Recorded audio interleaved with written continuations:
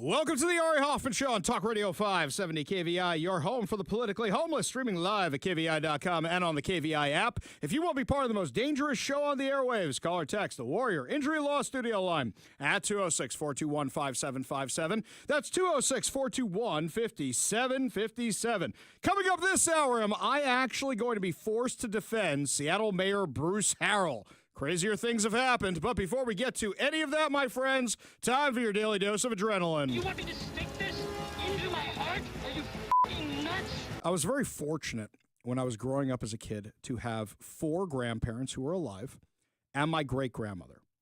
But I was also very fortunate to have another woman in my life, Bubby Jean. Bubby Jean is not blood related to me. She was a woman who was the mother of a friend of my mother, and she was like an adopted grandmother. We spent a lot of time with them when we visited my mom's family in California. Very sweet lady.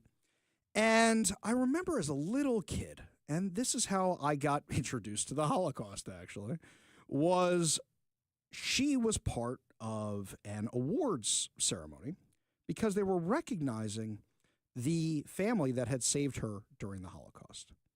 What had happened was her, Bubby Jean, her and her sister, were saved by a family who hid them as cleaning ladies for this family and were able to keep them hidden throughout the Holocaust, throughout the war, and save their lives.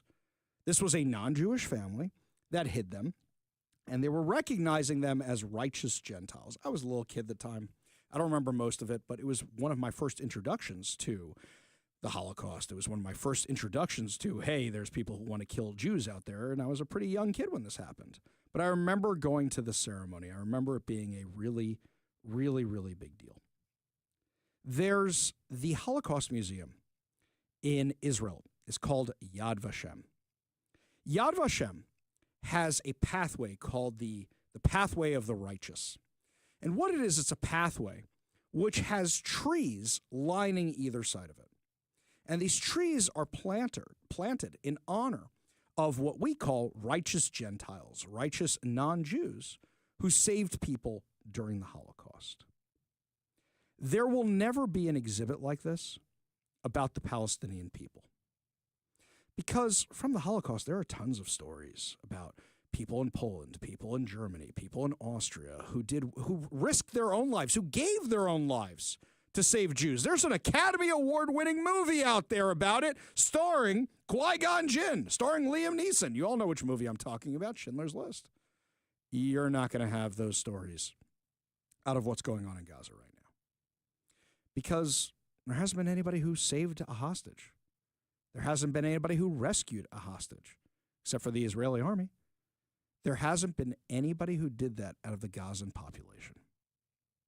A few months ago, Israeli Prime Minister Benjamin Netanyahu offered up $5 million immunity and travel out of Gaza to anybody who would turn in one of the hostages.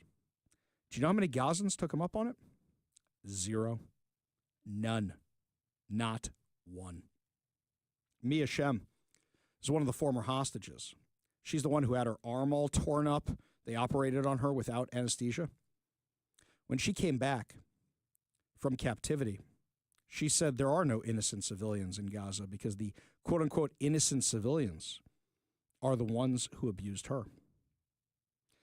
Last night, if you were up late, or this morning, if you were watching, depending on what time zone you're in, you saw the scenes coming out of Gaza, where 4 caskets were returned to Israel. These caskets contained 2 children, their mother, and an 85-year-old man. Hamas paraded them around Gaza. And let me describe the scene for you so you understand. So the Bibas's, Kafir and Ariel Bibas, they were 5 years old and 2 years old. They were kidnapped when they were 1 and 4 with their mother, Shiri. They were alive when they were kidnapped. There's video of it. I've shared it on my social media accounts, and you wouldn't believe the horrible comments that go with those videos, with the anti-Israel lunatics and the pro-Hamas lunatics and what they say, with this terrified woman holding her children for dear life, trying to protect them, and them being stolen to Gaza. They became the symbol of the hostages because They're holding children hostage, a 1-year-old and a 4-year-old. They turned 2 and turned 5 in captivity, and we still don't know how they died. Hamas is going to say whatever Hamas is going to say. And the story has been going on all week because Hamas made the claims that they were dead earlier this week, and I will not take anything Hamas says at face value, so I waited until we had the hard, awful truth right there in front of us. So yesterday they returned the bodies of 2 children that they had killed in captivity. And for the naysayers who will say, oh, it was the Israeli army, it was their bombing, it was the Israeli Air Force, they wouldn't have been there, even if that's true, unless Hamas had kidnapped them. And odds are it's not true. They're going to find out what actually killed them. They're undergoing forensic analysis right now to confirm their identities and find out what killed them. But the entire world saw this travesty unfold. Let me describe the scene to you. Hamas set up a stage again. A massive stage with a massive backdrop with a picture of the Bibas family, of Ophir Lifshitz. They set up this big backdrop with them on it, blaming Israel for killing them, blaming America for killing them, with all these quotes about Nazi Zionists, et cetera, et cetera. They set it up to be a spectacle. And thousands of Palestinians came out to see the dead bodies paraded in their caskets, to celebrate the dead bodies paraded in their caskets. 2 children. And they brought their children. There was a table there with weapons on it that kids could play with them so they could be like their terrorist martyrs that they've been raised to look up to. There's cheering. There's celebratory music playing as all this is going on. You know, when my kids were growing up, my wife and I had to discuss multiple times if something's appropriate for the kids, if the kid should go to a funeral, if the kid should be told about something that's bad. There's none of that in the Palestinian culture. That culture is soaked in death, clouded in darkness. That is that society. For them, there is no higher honor than giving your life for the cause. That's what they are steeped in. And that's what we saw on full display. Women throwing rice, throwing candy to the crowd to celebrate the dead Jewish children. A 5-year-old and a 2-year-old and their mother and an 85-year-old man. An 85-year-old man, by the way, who was a peace activist, who used to drive Palestinians for medical care. They kidnapped him and they killed him in their care. This is what was on display yesterday for the entire world to see that this is a death cult. I had no tears left to give yesterday. I just didn't. It's been over 500 days. I have no tears left. Instead, in the 5 stages of grief, I've just been stuck in anger this entire time. And the world was watching. The world was watching as the Red Cross volunteers went up and participated in this farce. We're actually going to have one of the people from the Red Cross who's in charge of their communications join us later at the show, I believe at 5:30 today, to discuss what was going on and why they were doing that. Revolting. But the entire world saw this, or anybody who wanted to see this could see this on full display last night. And for me, I did some research into how they denazified Germany. And I don't think the world has the stones to go through with that. I don't think they do. But here's the major difference also. The Germans were war weary. The Germans were tired of war. The Germans had lost their Führer. They knew they were in trouble. Their economy was in shambles. Their country was destroyed. And they were eager for a way out. And that was more successful than any of the denazification efforts. But you know what we saw in Gaza yesterday? They are not war weary. They want more. They want so much more. That's what you're fighting against. They're still holding American hostages. They killed 44 Americans. Some of them were children on October 7th. So for those of you who go, why should we even care about this? Donald Trump is sending representatives all around the world right now trying to get back American hostages. So what about Gaza? Right now, Hamas saved the B-buses for close to last because they knew that everybody in Israel and every Jew around the world and anybody who loves freedom would be crying for blood to turn Gaza into glass, to carpet bomb the entire place. Who cares if the rest of the hostages are alive or dead? It's not worth the cost of more dead soldiers. It's not worth the cost of letting this society survive. They must be eradicated from this world. Why do you think they saved them for last? Because they never, ever, ever proceed to phase 2 of any ceasefire deal. Now Hamas. From their insiders, we have learned that they underestimated Israel's response. They expected that after October 7th, this would be one of those, okay, there's 2 weeks of skirmishing and then we go back to business. But Israel said, no, we're not going to stop till you're done.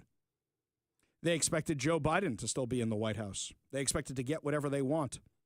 And you know what? To some extent, they still are. They're still getting aid. They're still getting supplies. The Arab world is sending in construction material to start cleaning Gaza because they don't want to take in the Palestinians. So they're sending in construction material equipment to Gaza right now because they don't want the Palestinians coming in and they don't want Donald Trump shipping them over to them. That should tell you everything. Why doesn't Kuwait want the Palestinians? Oh, because they dealt with them once and had to kick them out because they were a bunch of terrorists? Why doesn't Lebanon want them? Oh, you mean because they got Hezbollah out of the deal? Why doesn't Jordan want them? Oh, because they had that problem before and they're a bunch of terrorists? Why isn't the Arab world taking in Arabs? When the Arab world kicked out close to 1 million Jews in 1948 and exiled them from their countries, Israel had taken all of them, and it was barely a country at that point.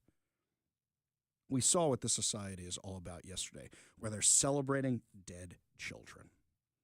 And for those people on college campuses that keep walking through the streets and saying, oh, the children, they killed all these Palestinian children. Shut up. Just shut up, because I didn't hear any of you say anything about the dead Israeli children that were trucked out in caskets as trophies yesterday. Two little beautiful redheaded boys. There's a video that's going around social media of when the younger B-Bus boy was brought home for the first time from the hospital, and his little brother got to meet him. That's what really got me yesterday. Because there's a picture of my boys. There's a picture of my oldest son meeting my youngest son for the first time, coming to the hospital and meeting his baby brother, and he's got him in his arms. And I don't know if he was intentionally doing this or the camera just caught it at the exact right angle, but it's my favorite picture of my boys. My older boy, who's 3 at the time, holding the brand new son in his arms, his brand new brother in his arms. And he looks like he's saying, oh, and pointing right at him. It's my favorite picture of my boys. I don't know if he was actually doing that. I don't know if it was just caught him at the right moment where he was making an O sound with his mouth, but it's my favorite one. And there's a moment where the older B-Bus boy, Ariel, goes and just gives the little baby a hug. Hamas killed them. Hamas killed their mother. Hamas killed an 85-year-old man. Hamas killed 1,200 other people. Hamas killed dozens of children. Hamas killed dozens of Americans. They are a death cult. And this cycle cannot continue. But there is a light in the darkness. There is a light. I thought I was going to lose it on the show today. I really thought I was going to break down and start crying on the show today. I really, really did. And I know Mike was gearing up for this because Mike came in this morning and he goes, you okay, dude? Mike is definitely, we've been working together for 4 years now, and Mike is one of my best friends in the world. And he's always worried about how I'm doing. He's like my work wife. And he knew it was going to be a rough day for me, and he checked in right away.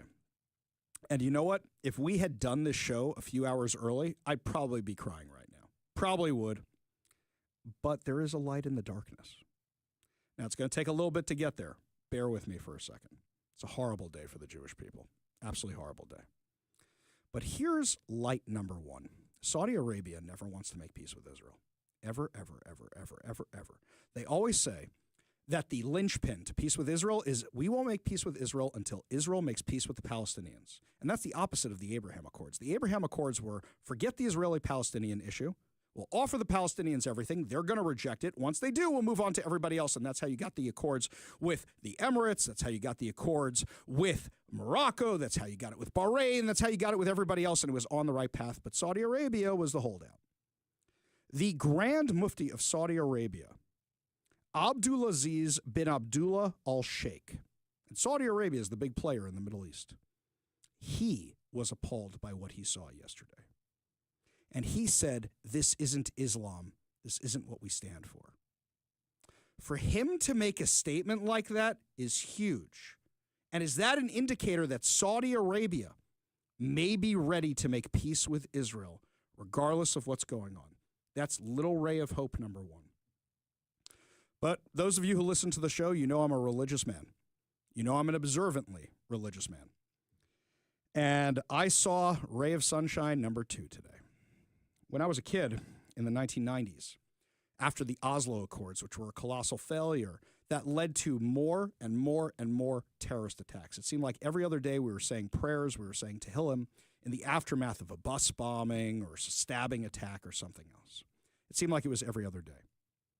I had a freak out moment a few hours ago. My wife is still in Israel. My son is still in Israel. My in-laws are still in Israel. And today I saw reports that 5 buses had blown up in Israel. Those were the initial reports. So, of course, I go to the family WhatsApp. Is everybody okay? My mother-in-law checks in. Yeah, they're all asleep in the apartment. I'm just awake because I can't sleep. Oh, thank God. Then we find out it was 5 bombs, but only 3 of them detonated. Okay, less people dead. Then we find out nobody died. Nobody died.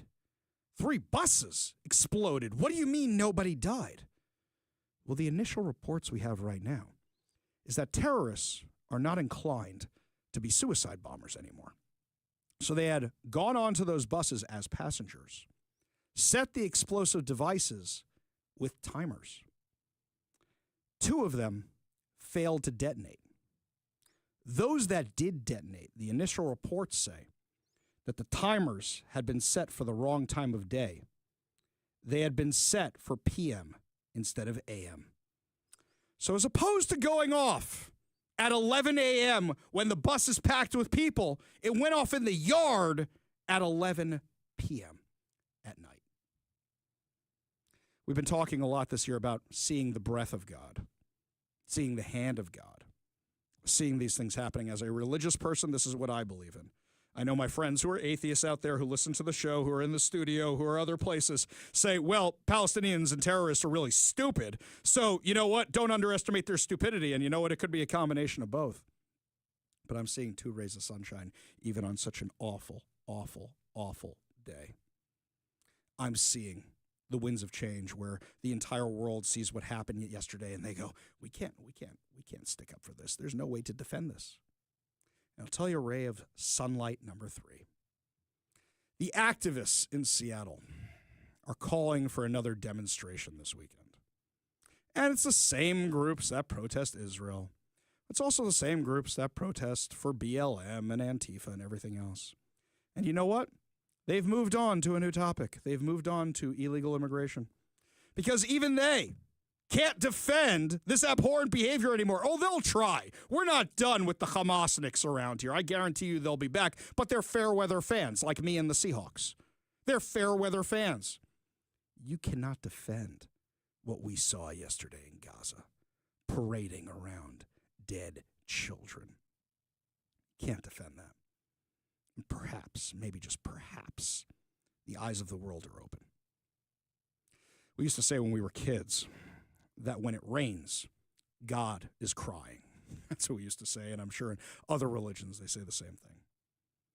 Yesterday, as those bodies were being brought back to Israel, thousands of people stood out in the rain, waving Israeli flags, waving the hostage ribbons, waiting for these babies to be returned, waiting for these hostages to be returned. And it was pouring rain. It was everybody's mood. But then somebody told me that at the end of the time when they were being dropped off, skies opened up and a rainbow appeared. Maybe saying that God wanted to destroy the world but didn't destroy it today because there's a little ray of sunshine, because there's a little ray of hope, because that's what we're taught in the story of Noah. There are little rays of sunshine, even in a day as awful as today. There really, really are. Now, for those of you who want to ask what I think we should do right now, Hamas is supposed to give back 6 hostages on Saturday. I say we finish this ceasefire deal and then no more deal. No more deals at all. No more deals. Cut off the aid, cut off the utilities, which Israel supplies to Gaza, cut it all off, and then carpet bomb the rest of the place because I'm done with this. I don't even want to deport people anymore. I just say enough is enough. It's a death cult. You can't denazify a death cult. You may disagree with me. You let me know what your suggestions are because I'm angry. And I'm in a place where I am irrationally or rationally angry at this point, which is why we don't let victims of crimes be the ones who decide sentences. Maybe you have a different suggestion. You give us a call, 206-421-5757. That's 206-421-5757. Let me know what is your solution for solving what's going on in the Middle East. When we come back, my friends, lots more to discuss as the show continues, including how maybe I'm feeling magnanimous today, but you're going to hear me defend Seattle Mayor Bruce Harrell. And I can't believe the Seattle Times has pushed me to this place. You're listening to the Ari Hoffman Show on Talk Radio 570 KVI.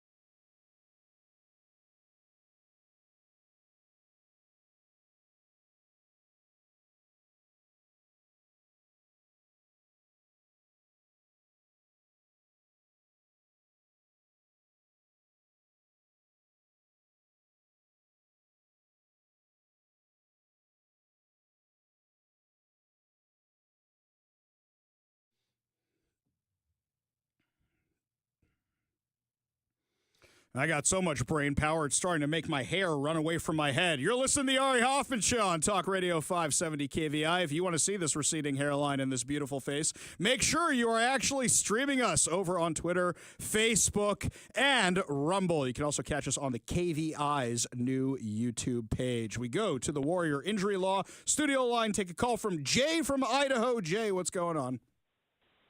Well, I can tell you from Idaho, it's beautiful, cold, and snowy, Ari. Snowy? I'm envious. I want snow around here. I love watching TV shows or movies where it is snowing because it kind of makes me feel like it's snowing outside. I take 50 degrees and partly sunny right now, but that's beside the point right now. So there's so many things to say, so much outrage. I am glad that maybe Donald Trump, as it's reported, has told the Israelis, like, weapons free, go for it. Knock them all down, take them out, flatten the place. I think that's a wonderful response to what we saw. But on top of it, being a student of history, especially World War II, maybe we could take a page from what Eisenhower and the military powers did with the occupation of Germany in 1945, because they had to denazify Germany. And that needs to be probably applied to Gaza. Yep, I completely agree. I completely agree. You know what I would do, actually, if I was in charge of Israel right now? Here's what I would do. I would say to the United States, hey, guys, what are you paying for that military base in Qatar? We'll make you a better deal. They're the ones who are harboring Hamas heads. They were harboring them the entire time. They killed Americans. Come put your military base in Gaza. And then people won't want to mess with them anymore because they'll be petrified of all that. So you drop your military base there. You're there with your greatest ally. And then, you know, those soldiers and sailors and Marines and everything, and even that Space Force, they need golf courses. They need restaurants. because you can save Gaza by having the hotels. You could save Gaza by having a Starbucks. You could save Gaza by having a McDonald's. And I'll tell you something else. This last trip when I was in Israel, my in-laws have an apartment there, and the apartment next to them just sold recently or got rented out recently, and the guy who rented it is in charge of security for the U.S. Embassy. He's one of the Marines at the U.S. Embassy. And those, I saw U.S. military guys, I saw U.S. diplomats all over the place. They stand out like a sore thumb. Us Jews are kind of tiny. Military guys are kind of huge. So these guys really stood out. And I got to say, they're everywhere. They need places to eat. They need places to entertain themselves. They need places to live. That's how you fix Gaza. Well, we're still occupying Japan and Germany. Exactly. So that's a great idea, Ari. And North Korea. We're still in all the, excuse me, not North Korea, South Korea. We're still in all these places. Jay, stay warm, my friend. Appreciate the call. Appreciate you being part of the show. You want to be part of the show, give us a call or a text at 206-421-5757. That's 206-421-5757. We go back to the Warrior Injury Law Studio line. Take a call from Chris in Federal Way. Chris, what's up, man? Chris, Ari, thanks for taking my call. Shalom and prayers for Israel and the Israelis people. Thank you. My heart breaks, and I lived in the Middle East about 50 years ago, and so I know these people really well. And these hostages that were released, 2 weeks ago, these young women that were soldiers? Yeah. And they put it right. They said, every one of them is a terrorist. Yep. Every one of them. They were taunted and spit on by young children. And of course that's how they're taught over there. Yep. That's the way they are. And I'm with you. Thank God we got President Trump now and Bibi Netanyahu, they're going to deliver for us and for the Israeli people. I only hope so. From your mouth to God's ears. Now, people are saying, wait a second, didn't Donald Trump give a deadline of 12 o'clock on Saturday? Why haven't they enacted it yet? Because Israel keeps its word and the ceasefire isn't over.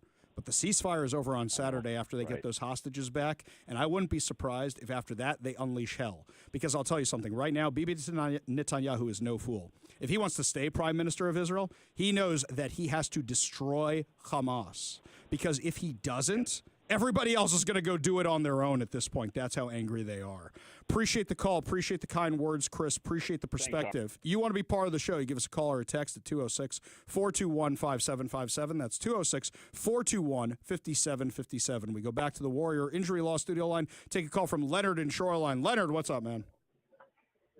Oh, nothing much. You're not the only one that's religious. And I think one of the reasons why is that these terrorists, like the Hamasniks that you're speaking of, are actually taking orders from the devil down below. And this is what the devil wants to do. He wants to kill as many innocent people as he can. But praise the Lord, I'm going to make sure that I'm going to see Satan the devil banished to the lake of fire. I'll tell you something. We have a different perspective. I agree with your sentiment. Believe me, I do, Leonard. We have a different way of looking at the devil, or Satan, Satan, as he's referred to in our book. We believe that's actually the devil that rests inside of every single one of us, urging us to do bad things, bad things. Of course, there's awful people. There's Hitler. There's Hamas. There's terrorists and things like that. But our real devil is the battle inside ourselves. That's the one that's trying to drag us off the path, that's trying to make us do bad stuff. But, Leonard, completely agree with you. It's time to put the devil in his place. Give the devil his due, as they say. Appreciate the call. Appreciate you being part of the show. You want to be part of the show, you give us a call or a text at 206-421-5757. That's 206-421-5757. I got this one here. Valerie from Eatonville says, God bless you, Ari. That's very sweet, Valerie. Thank you so much. Really appreciate that. This one here from Robin Lakewood, he says, with Hamas, we will only have peace with Hamas when they love their children more than they hate us. And that's basically a paraphrasing of what Golda Meir herself said. She said, we'll only have peace with the Palestinians when they love their children more than they hate us, and they're not going to raise them to be suicide bombers. Yesterday they were interviewing some woman at this ceremony who said she had sent 7 children to be martyrs already. By the way, I didn't see any starving Palestinians yesterday during this. They all looked very well fed. They all looked very clean. A lot of them had nicer sneakers and clothing than I do. Where are these starving Palestinians I hear about so much? They don't exist. You know what's amazing to me? All their lies were exposed yesterday. Every single one of their lies was on full display yesterday for the world to see. When we come back, my friends, I am actually defending Seattle Mayor Bruce Harrell. I cannot believe it. Yeah, we'll tell you why when we come back. You're listening to the Ari Hoffman Show on Talk Radio 570 KVI.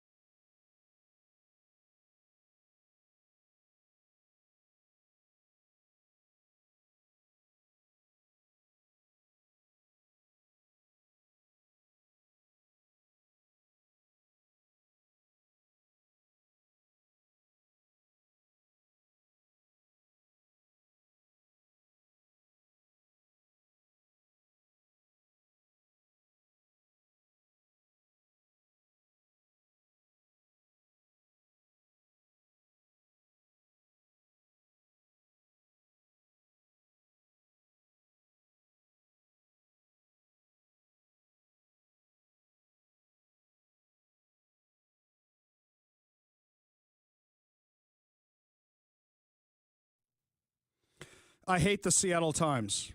I hate the Seattle Times. I hate the Seattle Times. Not as much as I hate Hamas, but I really hate the Seattle Times because you're making me have to defend my least favorite politician in Seattle, Seattle Mayor Bruce Harrell. I ran for office to get rid of Bruce Harrell when he was on the Seattle City Council. I think he is one of the most inept, incompetent politicians we have, and I will not vote for him, even if he is running against Kshama Sawant. That is how much I don't like Bruce Harrell. That is how much of a boob I think that Bruce Harrell is. How much of an empty suit he is. I do not like him that much. And here I am about to defend him. I cannot believe I'm doing this. Seattle Times seems to have made it clear that they do not like Bruce Harrell and they want him out of office. Now, yesterday, we did two segments, making fun of his State of the City address and that bad joke he made about the Sonics. The Seattle Times wrote an article that seemed to have taken it really, really personally. Even Chris Daniels was having fun with it. And Chris Daniels is the one who wants the Sonics back more than anybody, I think. I believe that Chris Daniels from Como News is the person in Seattle who wants the Sonics back more than anything, or it's his best clickbaity headline. One or the other, either way. But that is for sure. So he was having a little bit of fun with it, using the video with it. But the Seattle Times, they were really going after Bruce Harrell. And then last night, they published an article about Bruce Harrell being arrested in 1996. Now, here's the headline. Seattle Mayor Bruce Harrell was arrested in 1996. He says it was racial profiling. Do you hear the implications of that? It was, he did something really, really bad, but he says it's racial profiling. They spent the bulk of this article talking about how nobody knew about it, how he was hiding it. But you know what they hide in this article? You don't get this till the very end of it. No charges were ever filed. Everything was dismissed. Dismissed. Hang on a second here. 1, 2, 3, 4, 5, 6, 7, 8, 9, 10, 11, 12, 13, 14, 15, 16, 17, 18, 19, 20, 21, 22, 23, 24. The last paragraph of the article is where they finally mention what happened. The last paragraph. The rest of the article is, well, he never mentioned this and he's running for office. Well, these charges were a thing. The last paragraph, they tell you what actually happened, and this is how you know it's a hit piece. Ready? Here we go. At 12:30 a.m. on September 27, 1996, Harrell was approached by several people in a casino parking lot in Council Bluffs, which is just across the state lines from Omaha, according to police officials quoted by the newspaper. Witnesses said Harrell was seen brandishing a gun at someone in the parking lot. Private security then called police, who searched his car, found a .25 caliber semi-automatic pistol. Harrell told reporters at the time he had a gun because he received death threats over his nomination to a board. He said he had mistakenly thought the person at the casino was one of the people who threatened him, and that while he displayed the gun, he did not point it at the person. Omaha Mayor's Chief of Staff, Steve Kupka, told reporters at the time, "We had a discussion of the events that occurred last night, mutually came to the conclusion that Bruce Harrell would be the best thing would be for Mr. Harrell and his family and his professional law practice." And that was when they dropped the charges. This was a nothing burger, but you had to get 24, 25, 26 paragraphs in to know that it's a nothing burger. Because controversy, bad news sells. I can't believe I'm defending this moron. I cannot believe I am doing this. But here's something else. Do you realize the gift this article just gave us? It gave us a few. Number one, so Bruce Harrell carried a gun for his personal protection and pulled it out when he thought that he and his wife were being threatened? Hang on a second here. Seattle's a pretty scary place. How many of us carry guns for our personal protection? So the next time Bruce Harrell says anything about firearms or restricting guns or gun violence, you say, dude, you're not doing anything to clean this place up or make it any better. So we're just going to do what you did and carry a gun to look out for us and ours. That's it. Here's something weird that happened. When I was posting last night on social media that this was a hit piece, some of the former writers of The Stranger, I don't think they know that on Twitter, the general public can't see what you're liking. Like, so for example, here's how it works now with the algorithm. If I like something, then the people who follow me will see the article, but they won't know they're seeing it in their feed because I liked it. However, if somebody likes my post, I will see who liked the post. A lot of people are under the impression that likes are private. No, they're not private to the person whose stuff that you're liking. So, my new friends at The Stranger, no, wait, they both got fired. I'm sorry, resigned from The Stranger. They're now liking my stuff. Now, they're coming at this from a different angle. They're saying it's been years, there's no record, why are you holding his past against him? This is wrong. And I know they don't like Bruce Harrell. These are people who are going to go for the socialist. But everybody can see through what the Seattle Times agenda is here, that they clearly have an axe to grind with Bruce Harrell, and they clearly want him gone. Now, by the way, this is fascinating. Imagine if the Seattle Times actually did their job and did real reporting, for example. Imagine if they had actually looked into Bob Ferguson's background. Imagine if they had looked into any of this stuff years ago. And I kind of wonder, something like this didn't come out of nowhere. How long do you think the Seattle Times has been sitting on the story for? So as long as Bruce Harrell is aligned with their values, they're going to endorse him, they're going to support him, anything. The second he steps out of line, they're going to smash him, they're going to destroy him. It is clear the Seattle Times has their own agenda. We go to the Warrior Injury Law Studio line, take a call from Bob in Seattle. Bob, it's been too long, man. What's going on? Hey, how you doing, Ari? Hey, I'd just like to take a minor issue. Mm-hmm. I'm not giving Bruce Harrell a pass. Okay, somebody called the police and said a man has a gun. Mm-hmm. all right? And then they found him with a gun. Yes. And that's because he's a minority? Excuse me? That's baloney. But regardless, that's not really the reason I called. The reason I called is now you know why Bruce Harrell will not fire Harold Scoggins, the fire chief. Okay? Because Harold Scoggins has committed crimes, actually broken the law, and yet Bruce Harrell won't fire him because they're all felons. How many other members of the Seattle city government are felons? Well, let's be clear here for a second. Bruce Harrell is not technically a felon because the charges were dismissed, the charges were gotten rid of, so he's not actually a felon. But if you want to say they all have criminal activities or something, or all have nefarious somethings in their background, okay, we can do that. But I will say is that the reason he's not firing the fire chief is because the fire chief is carrying out his agenda. I don't even think you have to get into the criminality of it. I think it's just his agenda. By destroying the fire department? He has destroyed the Seattle Fire Department. Yeah, but Bob, that's by design. You and I both know it's by design, don't you? They want to get rid of all you troublemakers. They wanted all you people who stand up to authority and said, we're not going to get jabbed and we're going to question orders. They want all you ruffians gone. They don't want you there.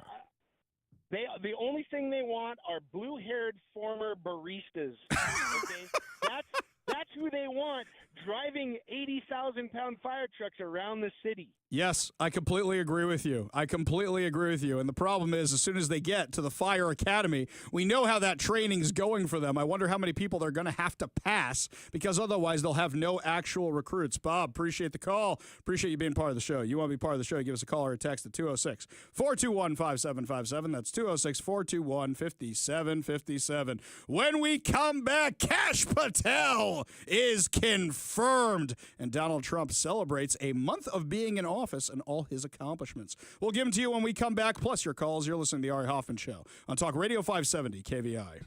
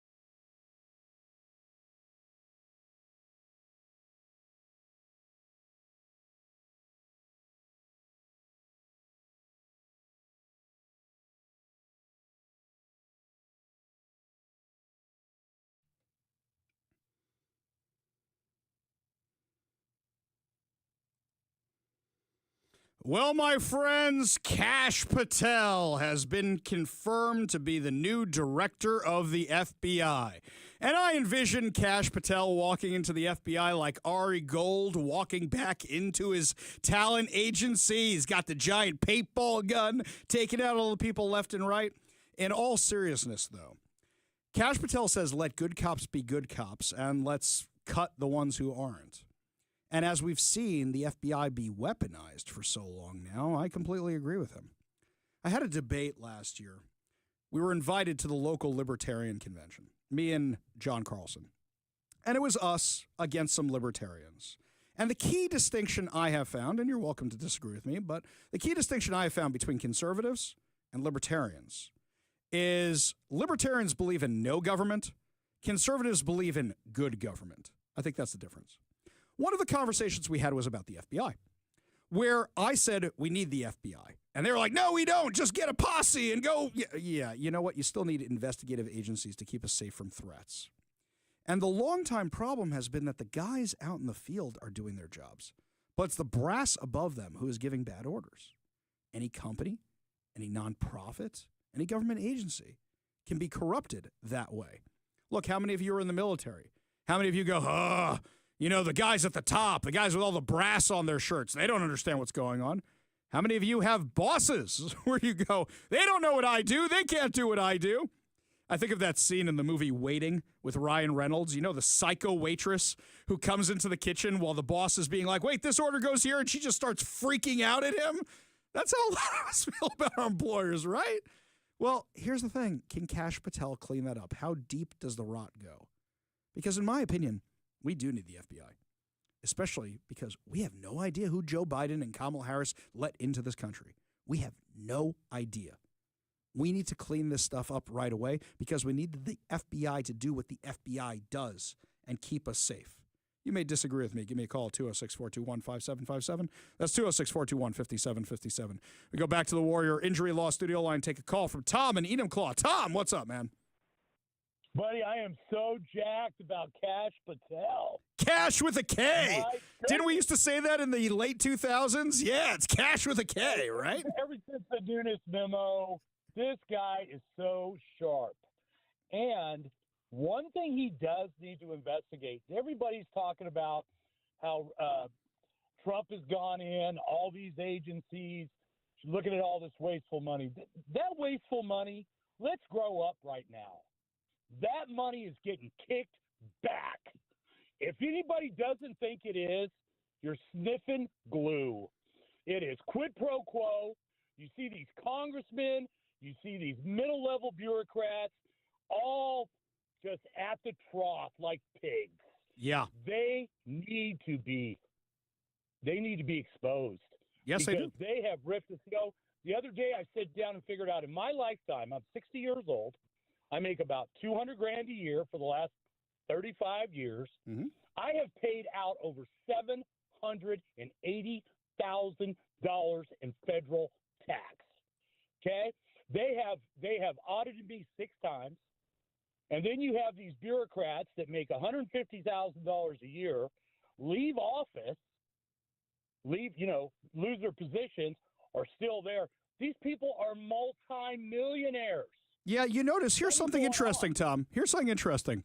Bernie Sanders has been making a government salary his whole life, his entire life.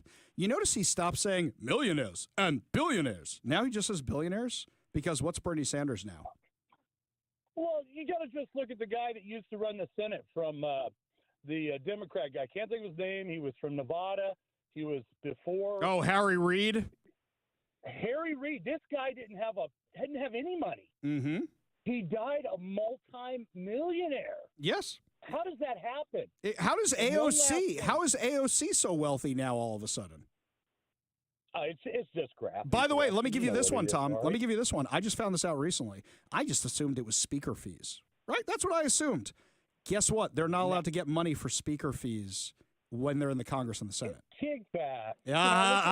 There we go. Exactly. So Got Yeah. caught in his hand with a cookie jar. Well, here's what'll One be last interesting. thing, I'm gonna What'll get be off. interesting is if Doge actually starts targeting and finding Republican stuff. That's going to be fun to watch also. Tom, appreciate the call, my friend. If you're a Republican or Democrat, if you're a crook, Yeah, get the if you're hell a out. crook, you One deserve last to get thing. caught. Absolutely. Appreciate the call. Appreciate you being part of the show. You want to be part of the show, give us a call or text at 206-421-5757. Got time for one more quick call. Kevin from Renton, you got about a minute, buddy. What's going on? Kevin, are you there? Kevin going once. Kevin going twice. Sorry, Yep, I'm here. I got you. Don't know Yeah, how to what's operate up? My mic. Okay. Hey, revisiting the Hamas thing, I'm basically on your side. What I'm wondering, do you have any reliable information on what percentage of the quote unquote Palestinians are for Hamas and their grotesque whatever? You know what I'm talking So about. here's Are they all still I have raising is their kids to hate Jews, Yeah. the whole thing. all I have is anecdotal evidence. And here's the anecdotal evidence. I got to give it to you real quick. The problem is, can you trust the surveys that are done by Hamas when you can't trust their casualty numbers? I have no idea, right? You can't say I trust one and not the other. But here's the thing. All the hostages that have been returned say they were being abused by the civilians. And don't forget, Shiri and her two sons were kidnapped by the civilians, not by Hamas. So, my friend, I think that's what it is. Plus, look how many recruits they got out of all of this. Appreciate the call, Kevin. When we come back, the latest insanity that your money is being blown on, you're going to need a barf bag for this one. You're listening to the Ari Hoffman Show on Talk Radio 570 KVI.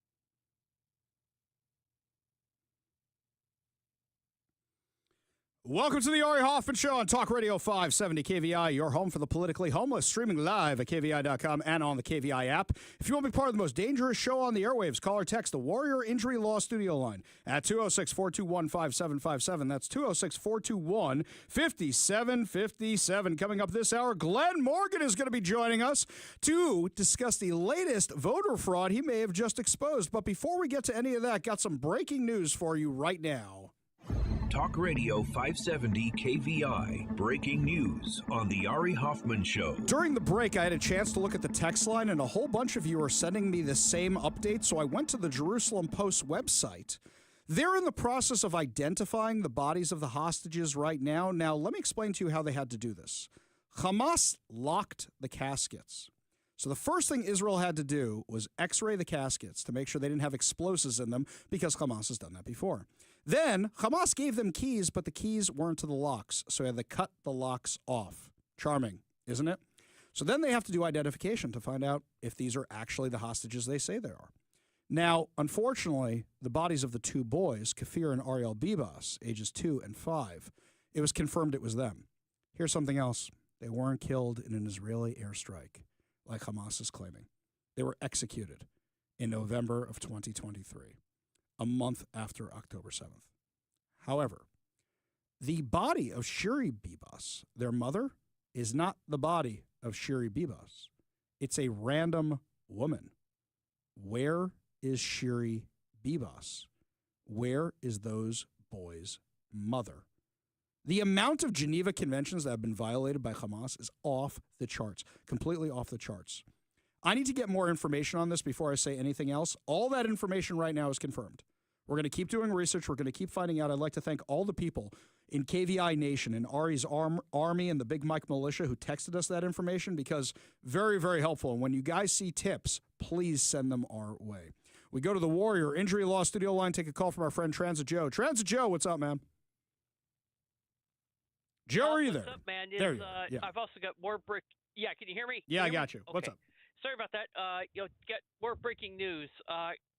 First, Israel is closing public transit, but I can assure you that your listeners and I know of a grand total of one person in Washington State that supports transit and supports Israel, and that person is me. Well, they're closing transit because they found a whole bunch of bombs on buses, and they got to search everything now. Yes, they have to. Yeah. Where's the outrage? Where's the free transit? Where's the free Israel from this kind of terrorism? Exactly. I mean, we've got.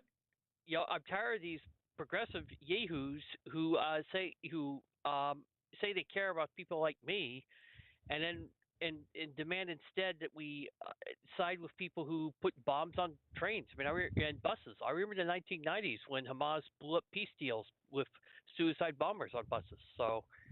That's the first bit of breaking news. Yeah.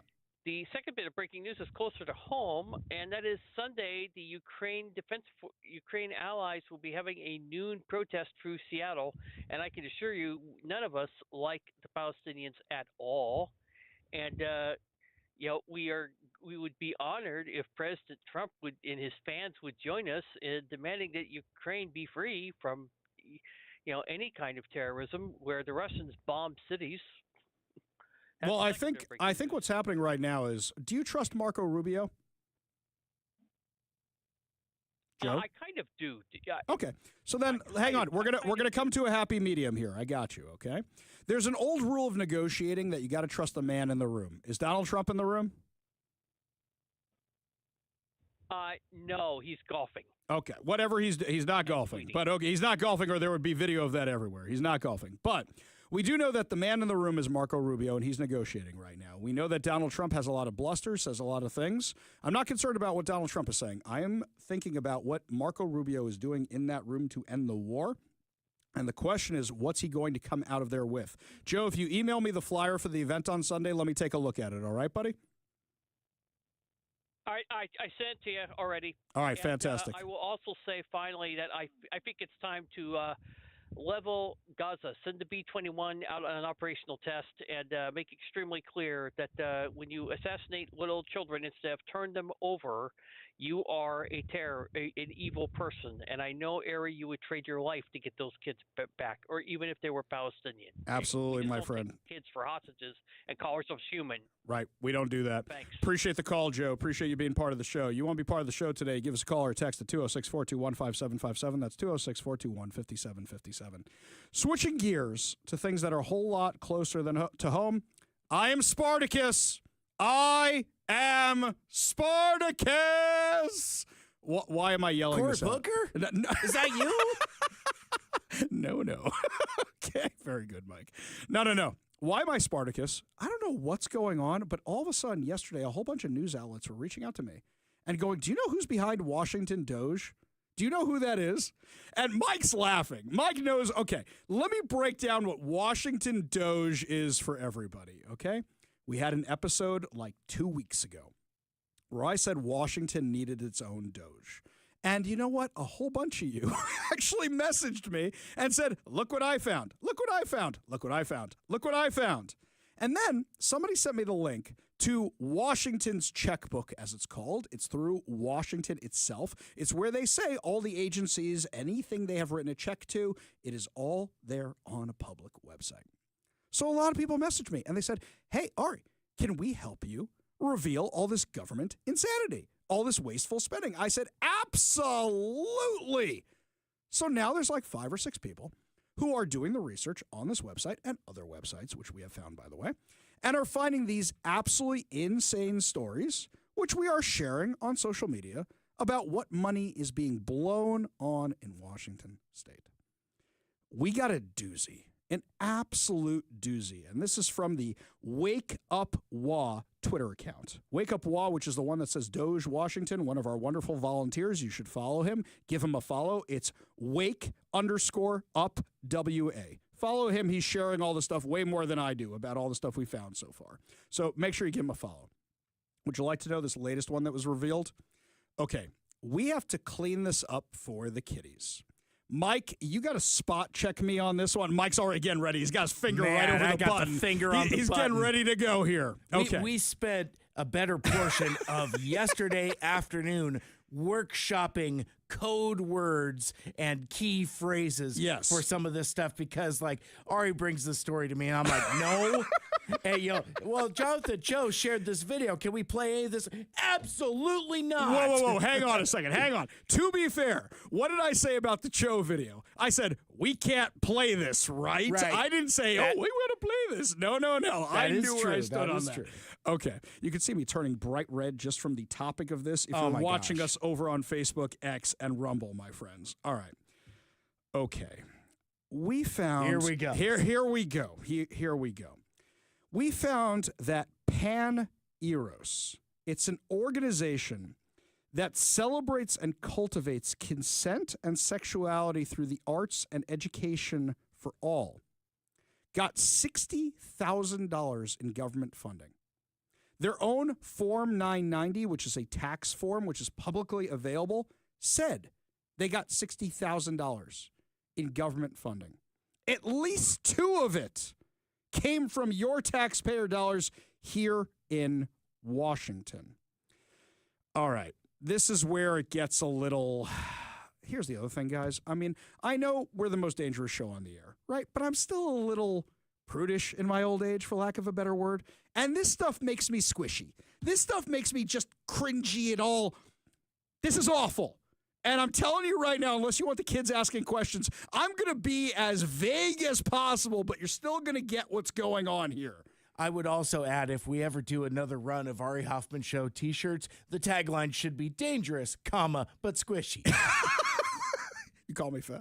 All right, so here we go here. Just using your own words. That's right. I still say that we should just tweet out the random things we all say at the desk.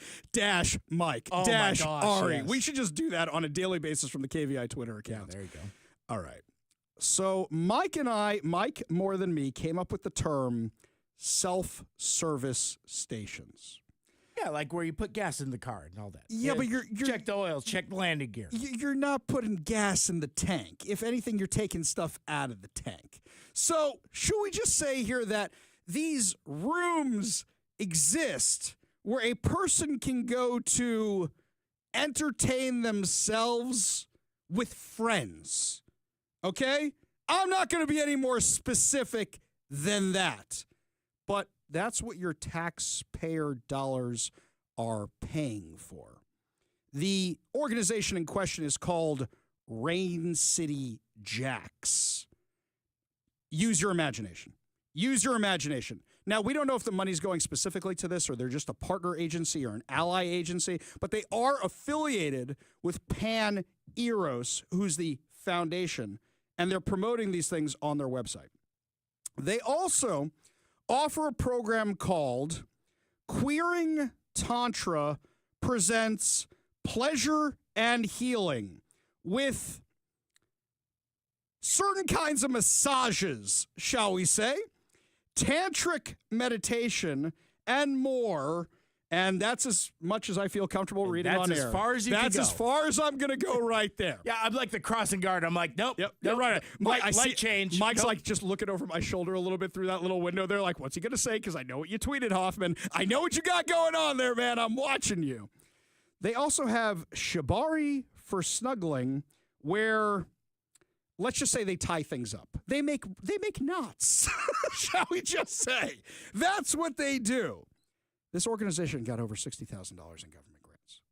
Over $60,000 in government grants. Can somebody tell me why? Can somebody tell me why our money is going towards this insanity? I mean, there's a ton of other stuff on their website, like the Witchy Rope Enthusiast Group. This is a lot of the stuff. This is maybe it that I feel comfortable reading on air. But if you want to see everything else in its entirety, you can go check out my Twitter account at The Hofffather. It's all right there. You can also check out our friend Jonathan Cho Show, because he's got video to go with it. And now it's not showing the acts themselves, but the video he has going with it is some kind of podcast where they're talking about what they do in these places. Okay, the reason I mentioned Spartacus before, aside from the fact that I am Spartacus and I'm one of the people behind Washington Doge, we do not have a copyright on that, okay? The reason I mentioned Spartacus is, anybody see the Spartacus TV show that was on Starz? That was one of the most graphic TV shows I've ever seen in my life, and some of the things in it are still burned into my memory. If you watch some of this stuff, read some of this stuff, you will want to take a laser beam to your eyeballs to give them a thorough cleaning, is how bad some of this stuff is. But at the end of the day, what you do on your own time is your own business. It's your own business. I do not care. People are into weird things. But why should our tax dollars be paying for it? Look, you want to be a drag queen? I don't care. But I don't want my tax dollars paying for your fetishes. So why are our tax dollars paying for these self-service stations? If they're paying for those, why are they paying for their foundation, their affiliated group? We don't really know the full connection here because the checkbook only tells you where the money's going, not what it's being spent on. So can somebody please explain to me why our tax dollars are going to this insanity? We go to the Warrior Injury Law Studio line, take a call from Lloyd in Sumner. Lloyd, what's up, man? Hey, first off, I want to say that any savage that kidnaps kids and murders them ought to be put to death by most extreme means. Yeah, I think I agree with you on that one, my friend. Beyond that, do you realize that every city, county, and state agency, when they buy a vehicle, pays sales tax on it? Yes. Isn't that double taxation? Yes, but here's something crazier for you. Do you know that King County spent millions of your taxpayer dollars on the most expensive Teslas short of a Cybertruck? So you should be asking ourselves why we're paying for that. Now, I like Elon Musk and all, and I know people like their Teslas, but why are we dumping the money on that? They're affording better cars than I can. because we want to be green and we want to be environmentally friendly. They've lost their minds. Ah, that's what it is, right? We want the lithium ion to be pulled out of the ground. That's a dirtier process than actually pulling oil out of the ground. Lloyd, appreciate the call, appreciate the thoughts, appreciate you being part of the show. You want to be part of the show, give us a call or a text at 206-421-5757. That's 206-421-5757. We go back to the Warrior Injury Law Studio line. Take a call from Nicole in Rochester. Nicole, what's going on?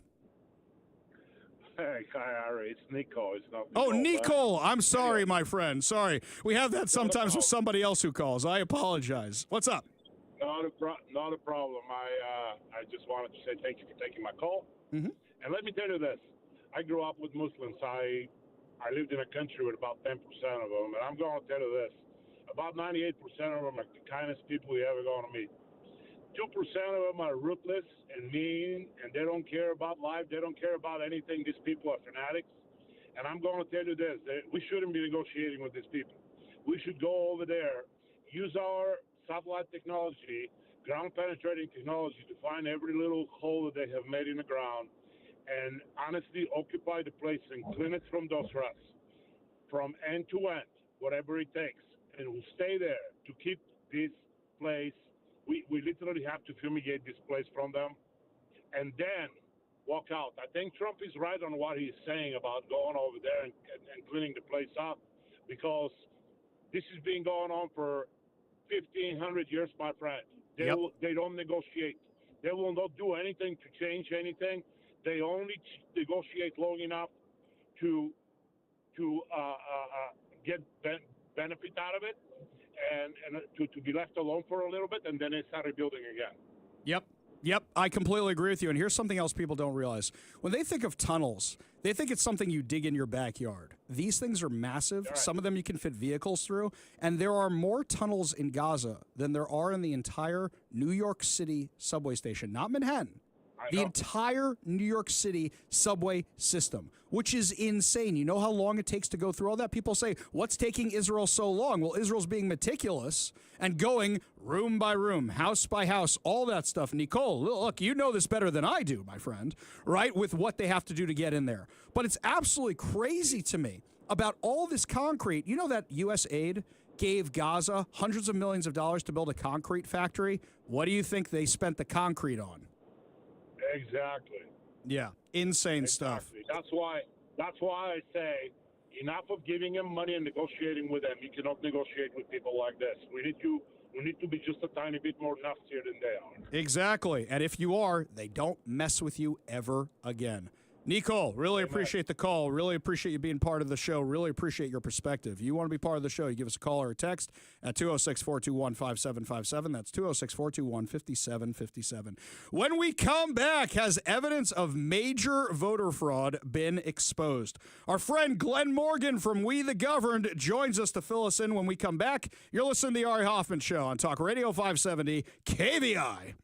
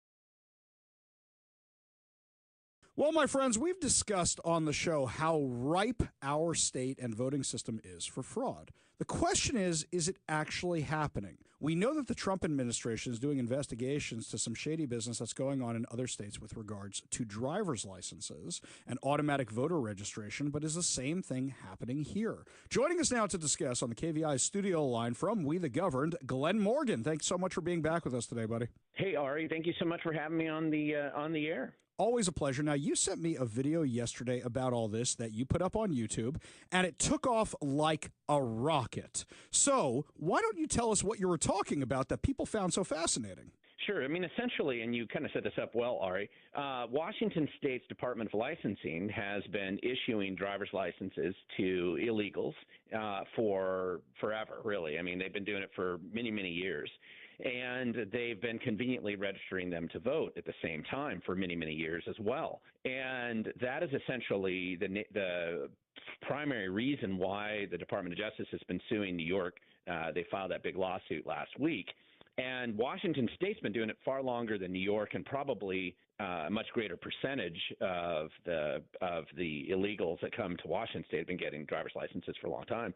And so the interesting thing was, once that lawsuit was filed, you suddenly saw the Department of Licensing shut down for, it's been, I think, about 7 to 10 days. It depends on where you're at. There was a huge panic going on because I think, people have known that the Department of Licensing has been doing this, but nobody ever thought that anyone would actually be able to do anything about it. And by the way, this is just well-known information. I've had whistleblowers in the Department of Licensing go public, put on a forum up in Skagit County 3 years ago where they described how this happens daily in their offices where they work frequently. I've had people who worked when Kim Wyman was Secretary of State's office, multiple high-level employees there telling me that it was a common occurrence, well-known. Every single person knows this is going on who works at any significant position inside the Department of Licensing and at the Secretary of State's office.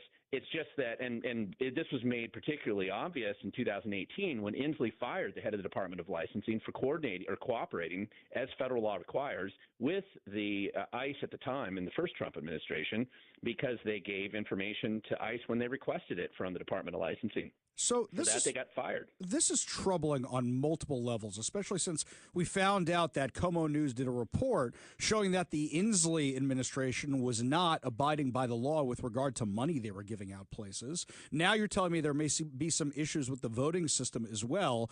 Just to play devil's advocate for a minute here, because we are the most pro-devil show on the air. So just because the ballots are going out to illegal immigrants, is there evidence that they are coming back in? Yeah, and that's always the big question.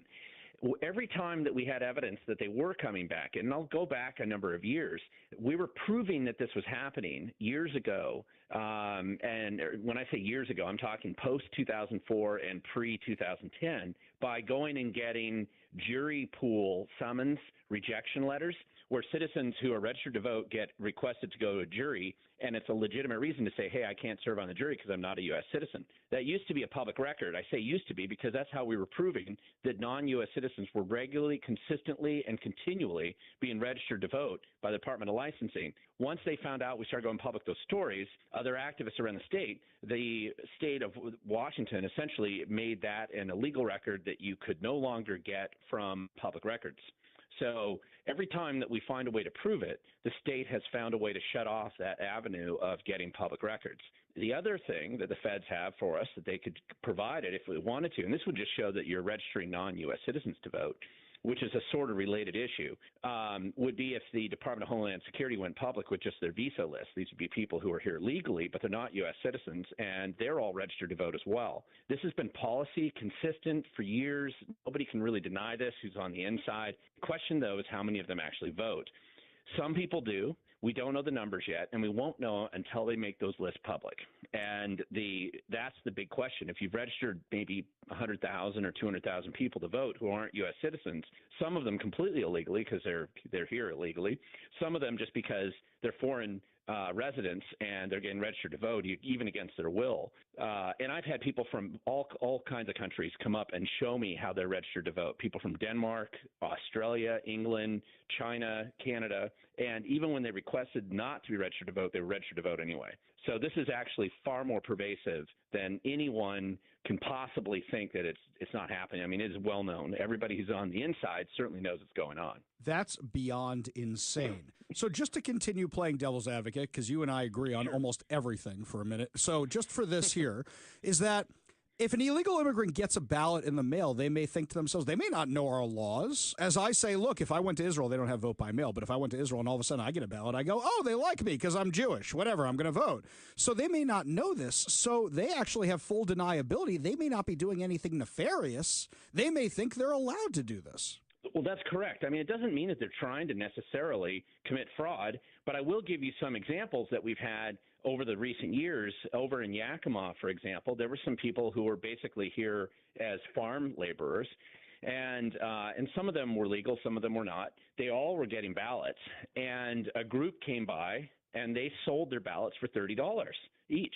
Well, I don't think anybody's just buying their ballots for the hell of it. Now, I actually think that they have some plan for it. And, these are the kind of things that are going on. Now, can I prove that they sold their ballots? No, I actually can't. But I'm just saying that there are endless accounts like this from all over Washington state. And it would be one thing just to have rumors out there. It's another thing to actually talk to the people who have been stuck in these situations. And it would be another thing, but if the state would just open it up and say, here, we can prove to you that we're not doing this. They can't because they'd be lying. They know it's not true. And that's why they're panicking. And with the Department of Justice lawsuit against New York, which is a lot bigger state than Washington and a lot scarier for the feds to come after, that clearly indicates that there might be, for the first time in modern history, somebody in D.C. who actually cares and wants to get to the bottom of this. It certainly seems like it. In the last few minutes we have with our friend Glenn Morgan from We the Governed, this is exciting, I'd say, from the fact that the feds might be investigating this. And as a conservative, and I know you are too, it's crazy to me that we're begging for federal intervention to come in these cases like this. But at the same time, I mean, you got to assume that Bob Ferguson and crew are covering their tracks right now. Have you spoken to anybody at the federal level? Have you spoken to anybody at the state level, like Steve Hobbs or somebody who goes, yeah, we really got to get this under control? Well, I haven't spoken to Steve Hobbs directly, but several people in his office. I know them. They know me. We've talked about this issue before. They know that this is going on. Here's what I think is a bigger problem for Ferguson in this case. The Department of Licensing, Washington State Department of Licensing, and the Attorney General's office share the same building in Olympia. In fact, the same lobby, same elevators, same parking lot, same food services. They just walk down the hallway to each other's offices. There is no way that Bob Ferguson ran the Attorney General's office for 12 years just down the hall from the Department of Licensing, where a lot of illegal activity has been going on for a long time. There's no way he can somehow pretend that he wasn't aware. He is fully aware of this. This is why he's worried, not because of losing federal funds for some little project here and there. It's because he is personally, directly, with knowledge, and completely aware and has protected illegal activity in that department just down the hallway for him. And Nick Brown is the new Attorney General. He also sits down the hallway. He's watching this happen right now, and he was a former U.S. attorney out here. He's fully aware of what cases that the feds have refused to investigate out here. So this is a big deal, and I think it's a much bigger deal than most people are aware of. I can tell you the political insiders and the bureaucrats are panicking, and this is their fear, is that the Department of Justice will actually get in here and move hard and fast and not just play patty cake in a case like this. And the fact that they just fired the U.S. attorney out here who had been there from the Biden administration after Nick Brown, and they may be cleaning house, the Department of Justice in the Seattle office and in Spokane. This clearly indicates that, things are changing. And if they're willing to go after New York on this, going after Washington State is a much easier task for. Oh, especially if Washington State is going to continue to be the resistance, right? Well, yeah, but, if you've noticed, Ferguson has not been as bombastic about that as, say, Inslee was back in the day. Yeah. He's, you see it in his demeanor. He is not as aggressive as you would think he was if he really believed what he was saying. Ferguson, look in his eyes, man. The guy knows how corrupt and dishonest this is and how legally vulnerable he and the state of Washington clearly are. And it's not just that he can throw a couple bureaucrats under the bus. The problem with this is that by exposing this, it also helps serve as a legitimate justification for significant federal overhaul of the elections, including getting rid of vote by mail, turning Election Day into a national holiday, and making you show ID and proof of citizenship when you do vote. Right. This is the kind of thing that could upend their little mafia control over elections here in Washington. Glenn Morgan from We the Governed. You should check out the video over on YouTube because it is eye-opening. It's got all the sources, all the documentation in it. Make sure you follow and subscribe to We the Governed over on YouTube and check out the video. Glenn Morgan, thank you so much for joining us today. Really do appreciate it. All right. Thanks for having me on the air. Always a pleasure. We got a whole lot more to discuss as the show continues. You're listening to The Ari Hoffman Show on Talk Radio 570 K.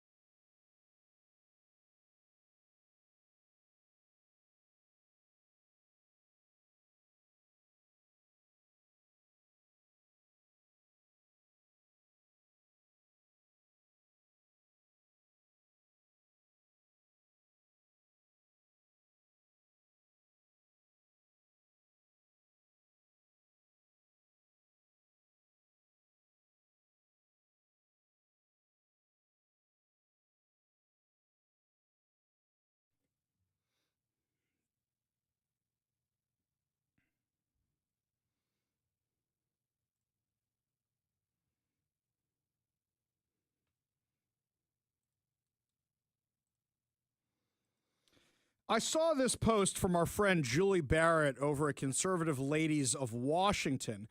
And what it is it's a screenshot of the Washington Education Association. That is our massive teachers union here in Washington. And what are they posting about? Are they talking about learning loss from COVID?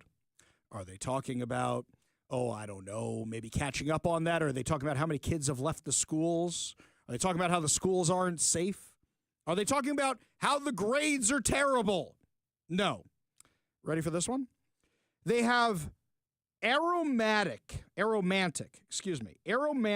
spectrum. Scented candles? Well, see, that's what I thought. Aromatic Spectrum Awareness Week. Sure. Now, I'm thinking all the smells. I like the Yankee Candle Company as much as the next person, I have suppose. been to their main headquarters at I'll and bet. it smells delightful, as you would say. It smells delightful. Now, mind you, would I ever want to go back? No, but there's things you get dragged to for family. Okay. And I think they were an undercover boss one time. Whatever. Oh, nice, I don't watch that show. You could enjoy fragrance headaches together. There we go. Terrific. So the aromantic spectrum is not actually about smells. I thought, oh, maybe it's a sensory thing. You know, we're smelling things, tasting things, eating things, sure, learn about nature. No, my friend. We don't kink shame around here. Well, we just did a couple segments ago. Anyways, here's what we got here. This is, for many people, this is what they wrote. February is a celebration of romance. But did you know that some people experience little or no romantic attraction? All right, this is beginning to sound like a late-night commercial. Did you know that many people experience little to no romantic attraction? We have a pill for that. Side effects may include artificial insemination, death, anal leakage. I mean, these are those are the commercials you see late at night on TV. This is what this is sounding like. These people identify as aromantic, and February 16th through 22nd of this year is Aromantic Spectrum Awareness Week, and a link to learn more. Why the hell are you posting about this? What educational value does this have? Why are we talking about this? And you know what? For all this, you may say, oh, it's some social media manager pushing their liberal agenda. Yes, but the money that's paying their social media manager might be able to pay, oh, I don't know, a math teacher because the kids can't do math. Oh, I don't know, a science teacher because the kids can't do the science. Oh, I don't know, a reading teacher because the kids can't read the English so good. So come on, you lunatics. And why are you always talking about sex? Here's something else. Why the hell are you having this discussion in the first place? Why is this relevant? I don't even think you should be doing a Happy Valentine's Day post. That's insane. Talk about school things. You want to say Happy Valentine's Day? Find your love at school or whatever. Look at all these couples that met in your school. Whatever. Fine. I'll be fine with that. I don't want to be a total grump or a Grinch or anything. But this is what we're talking about? This is insane. Objection, Your Honor. Oh, yes. Go ahead. You know, it's supposed to be educational, right? I've not been educated. I think we're still talking about scented candles. I don't even know what the heck this actually is. No. You know what we're talking about? It's aromantic, right? We're talking about cool water cologne because that cologne has the pheromones in it that make the girls like you. At least that's what we were all told in school in the 90s. If your batting average was about as good as mine, that speaks to the success of the David Duff Cool Water. Well, then maybe it's a circa 1997. I did okay with the cool water. I think I did all right with it. Maybe it wasn't the cologne. Maybe it was my flowing locks, which I don't have anymore, or my leather jacket, or my black jeans and my construction boots with my flannel shirts, because that's how we dressed, and we liked it. I was quite comfortable like that. Well, I'm glad you don't, brother, because a lot of people do. We go to the Warrior Injury Law Studio line. Take a call from Steve in Bothell. Steve, what's going on? Oh, not much. Ari, I love your show. I've been listening since you've been on, but I heard you talking earlier about what Netanyahu should do after they got all the hostages back, and I'd like to up that just a little bit. Yeah, go for it. Carpet bombing the place, neutron bomb it. Oh, well, you want to go hardcore there. You're really close to Israel there in some places, my friend. You got to be a little bit more careful than that. That's why you bomb the perimeter of the entire country, and then you bomb everything inside. Nobody walks out. Well, here's the thing. I don't know about the neutron bomb so much, but can you use the land afterwards? We want those golf courses. We want that beachfront property. Yes, you can. It takes a while for the radiation to wear off. Well, I don't want to radiate the place, man. I want to go to the beach tomorrow. That's what I don't want to radiate the place. Well, maybe it'll be a little hotter. The carpet bombing and rebuilding is going to take a little bit of time, too, and the benefits of the neutron bomb is, like I said, nothing walks out. Yeah, but at the same time, there's some good farmland in there. Let's not radiate the place, but I hear where you're coming from, Steve. Believe me, I hear where you're coming from. Appreciate the kind words. Appreciate you being part of the show. You want to be part of the show, give us a call or a text at 206-421-5757. That's 206-421-5757. And just before we go to break, Doge Washington, one of our volunteers, found one more fun thing here. We were just talking about the WEA a second ago. Democrat-controlled Washington legislature, according to Wake Up Washington, gives $8.6 million in taxpayer funds to the Washington Education Association. And don't forget that these guys donate to their political action committee to support liberal candidates who pass legislation to harm children. So why are we giving them all this money? Your guess is as good as mine. Lots more to discuss as the show continues, my friends. The latest insanity with the left freaking out about who we're deporting, Ice Ice Baby. We'll tell you all about the latest person they caught in Seattle when we come back. You're listening to the Ari Hoffman Show on Talk Radio 570 KVI.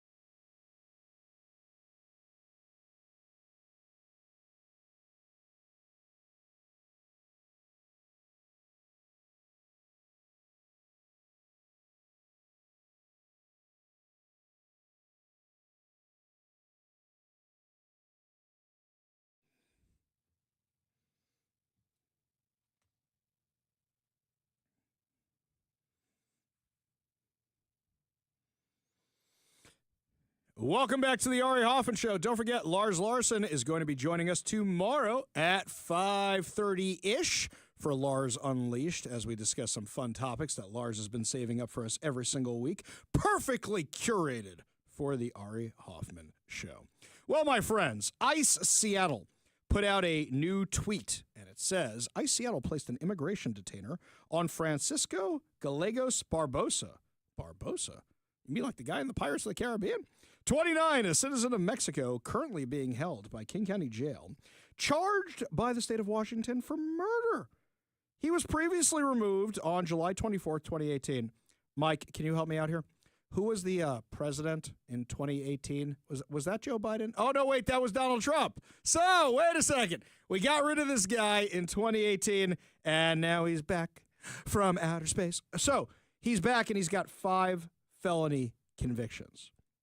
Katie Daviscourt from the Post-Millennial did a whole write-up on him. Apparently, he's a member of the Rancho San Pedro gang. He was arrested on February 5th for the killing of Travis Jones, a 35-year-old man who was gunned down while walking the streets of Auburn. In addition to that, investigators believe the killing was a gang-related attack and the victim was not the intended target. Katie says she obtained police documents of communication between Gallegos Barbosa and another gang member who was also arrested, which allegedly pins the illegal migrant to the crime. Several other gang members were taken into custody stemming from the same incident. Federal law enforcement sources told Katie that they are looking into their immigration statuses. So I got a question here. Why does Bob Ferguson and everybody else who's a Democrat here in the state, why do they all want a guy like this to remain in Washington? Hey, where's the Whidbey Island School District? Aren't they about ready to go, oh, and the children and the spouse? God, I sounded like Bobcat Goldthwait there for a second. So here's the thing, guys. This is who they're sticking up for. This is who they want to keep in the state. It's insane. It's absolutely crazy. Oh, by the way, Doge is finding out some other insanity. This one, according to the Department of Health and Human Services, they spent $20 billion under Joe Biden on grants going to illegal immigrants in the years of former President Joe Biden's presidency, which saw record numbers of illegal immigration in the United States. According to the Post-Millennial, the taxpayer-funded assistance was used to help purchase cars, homes, as well as loans for startup businesses, among other services in the U.S. The Office of Refugee Resettlement at HHS handed out around $20 billion to nonprofits and NGOs in the fiscal year of 2021 to 2024 in what the outlet said was a giant magnet for those crossing the border and claiming asylum. Mike, I'm doing life wrong. I'm doing life wrong. You know what I should have done? I should have gone to Mexico, flown to Mexico, walked across the border, and when they said, what's your ID? You say, I'm an illegal immigrant. And then I get money to buy a car. I get money to start a business. I get money to buy a house. Man, I'm doing life wrong. I just am. In the fiscal year 2021, $2.3 billion was sent out the door, following $3.3 billion in 2022, $10 billion in 2023, and $4.2 billion in 2024. The funding is obligated spending, meaning that not all the funds have been dispersed, but are set to be. The ORR was tasked with resettling illegal immigrants claiming asylum as well as refugees coming to the United States. The Biden administration drastically increased the number of migrants that were able to get funding from ORR, and over $10 billion was spent on grants in 2023 alone to manage the influx of foreign nationals. NGOs received up to $1.7 billion in order to shell out payments for cars, homes, college tuition, as well as a startup business loans of up to $15,000. Medicaid care, emergency housing support, many other services were offered by those organizations to illegal immigrants using money given out by the ORR. Now, by the way, the Discovery Institute released a new study on Seattle that shows that over half of the people who are here who are on the streets are not from Seattle. Do you remember in her waning hours of being in office, Seattle Mayor Jenny Durkan said the exact same thing? Do you remember that every study has shown this for ages, going back years now, and now we're seeing it yet again? Why do you think they come here? Because we incentivize it. Why do you think they come to the U.S.? Because it's incentivized. You want to stop a lot of these problems? Stop feeding the stray cats that keep coming here. You won't have the problems anymore. This isn't rocket science, my friends. When we come back, some surprise news out of the Middle East as the identification of the dead hostages did not go the way we are expecting. We'll give you the insane, morbid, grotesque details when we come back. You're listening to the Ari Hoffman Show on Talk Radio 570 KVI.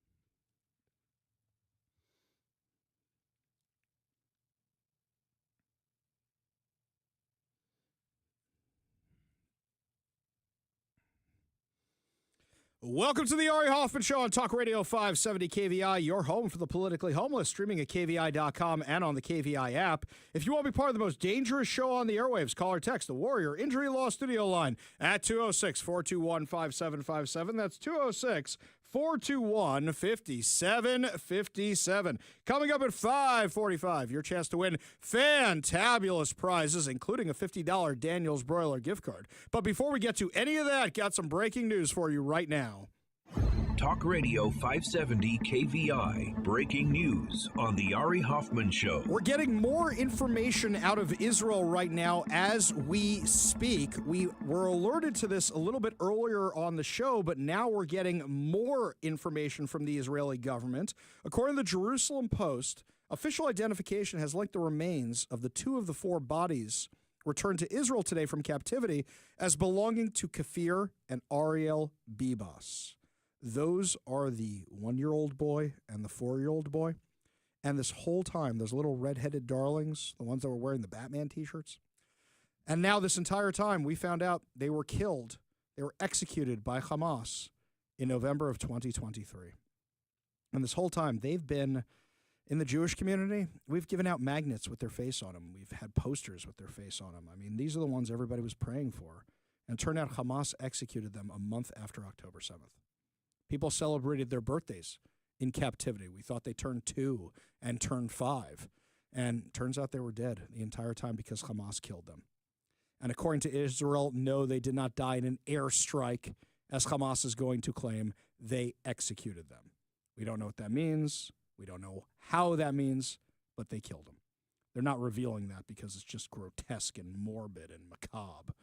But they were 9 months old and 4 years old when they died, when they were killed. They were abducted in October 7, 2023, alive with their mother, Shiri Bibas. Now we come to something we weren't expecting. 4 bodies were returned. 3 were positively identified. And the 4th one, Shiri Bibas, it's not Shiri Bibas. It's not the mother of those boys. In fact, the DNA doesn't match any of the hostages or any of the October 7th victims that have yet to be identified. They don't know who this person is. It could be a random Palestinian woman. Did they need a body, so they just killed a random Palestinian, stuck it in a box, and said, "Here you go, Israel"? It's twisted. These sick bastards of Hamas, what they are doing, absolutely twisted. They kidnapped this mother and her 2 sons from their home, from their beds. They kidnapped their father also, kept him separately. He was released a couple weeks ago. Can you imagine what this is doing to him? Oh, by the way, they killed their parents also. 3 generations of a family wiped out. 3 generations. Their father, Yarden, was released as part of a hostage return agreement on February 1st. But it's not Shiri. So where is Shiri Bibas? I'll share with you a fear I've had this whole time. It's nightmare fuel, really. What I've thought about is, what if we think we got everybody back and we didn't? What if we think we got all the hostages back, or that we have identified all the bodies correctly, but there's some people still living in slavery in Gaza, in a Palestinian apartment, because that's where a lot of these people are taken. Shiri Bibas and her 2 sons were not taken by Hamas. They were not taken by Palestinian Islamic Jihad. They were taken by those so-called innocent Palestinians, the Palestinian civilians. It's on video. They're the ones who kidnapped them. So where is she? Did they just need a body? Are they keeping her somewhere? Are they leveraging this for something else? Hamas has a plan, my friends. It may be monstrous. Our minds may not be able to comprehend it because it's so evil, but Hamas has a plan. Today, 5 bombs were found on buses in Israel. 3 of them exploded. 2 of them failed to go off. But here's something interesting about these explosions. They went off for the wrong time. Apparently, the Hamas terrorists were using analog timers to set off the bombs. See, they are not suicide bombers anymore. They're not homicide bombers because they don't want to die. So what they probably did was got onto these buses at a different time, set the timer, then got off the buses at a different time. But they set them for PM instead of AM across the board. So the ones that went off exploded at the wrong time. They all exploded in their parking lots, the ones that exploded, and the other two they found. Mass transit in Israel is shut down right now as they are sweeping the entire system, buses, trains, you name it, for bombs. Hey, where's all our transit friends, by the way? Where's all those people who go transit? Because Israel's got a very robust transit system. I don't hear them yelling and screaming about civilians being targeted on transit. But Hamas was planning on all of Israel being devastated by what they did with those hostage bodies, by those two boys. They know, Hamas knows, that they were the symbol of the hostages this entire time. And then another 1-2 punch where you get the bodies back and then they try to bomb everybody in Israel. By the way, this just shows the low IQ of the terrorists, of the Palestinians, by the way, because number one, I want to explain something to you how time works in Israel. Most European countries, most places outside of the U.S., they don't have AM and PM. They're on military time, especially a place like Israel where everybody served in the military. For me, I got to do a little translation in my head when I look at that kind of stuff. But you're at the bus station. You're like, wait, what time does my train go? What's going on here? So maybe the dummy heads don't know that there's a switch for AM and PM, these fools. What they were planning was an entire country being devastated by what we saw in the hostage release yesterday, where Hamas wasn't releasing hostages. They were giving back bodies. Turns out one of them is the wrong one, and two of them were children. Giving back a 4-year-old and a 1-year-old that they murdered. Oh, by the way, when Hamas was doing the return of the bodies, they brought a crowd. Thousands of people. They brought their children to watch. This is a death cult. You may not know the name of Rabbi Meir Kahane. He was assassinated years ago by, wait for it, a Muslim terrorist. This was years and years and years ago. But you're going to see something trending on social media a lot where people are saying Kahane was right. What Rabbi Kahane used to say, and it used to tick off a lot of people, was he said, this is a death cult. You cannot live side by side with them. They keep trying to kill you. And if they had wanted peace, they had multiple opportunities to actually have peace, and they have turned them down every single time. This is one of his speeches. I think it was actually an interview on a radio show where a caller called in with a question, and this was his response to it, which a lot of people are sharing this clip today. How could a religious man of your stature continue to oppress Palestinians in the same way the Nazis oppressed the Jewish people during World War II? You know, I just love that kind of question. You people tried to kill us in the 1920s. In one day in 1929, you murdered 67 Jews in Hebron. What was bothering you then? The Jewish state? It didn't exist. The Israeli army? It didn't exist. Kahane? He wasn't born. You murdered 510 Jewish men, women, and children between 1936 and 38. What was bothering you then? The occupied territories of 67? You started 3 wars with us, and you lost, and now you cry. If you hadn't started the wars with us, you would have had a Palestine a long, long time ago. We'd have been living together, side by side. You didn't want that. You wanted everything. You started, you lost, you lose. He's exactly right. He's exactly right. That's literally what I've been saying. Now, for those of you who've been listening to the show and are longtime listeners, I'm going to tell you something that's going to blow your mind a little bit. I wasn't always this militant. I wasn't. I have become more militant as this thing has gone on. Mike has seen me become more militant as this whole thing has gone on, because every time you think, oh, those terrorists are not going to cross that bridge, they cross a bridge. I used to be more on the left, not regarding the Israel stuff, but I used to be more on the left politically. And then the left went so insane it kept pushing me more and more and more to the right. This is no different. The two-state solution died on October 7th. It died with the Bebas boys. It died with 1,200 people who were raped, tortured, murdered. It died with the hostages, the dead bodies that are still being held by Hamas. It was killed by Hamas. Nobody in Israel wants a two-state anymore. In fact, there was this survey done after October 7th.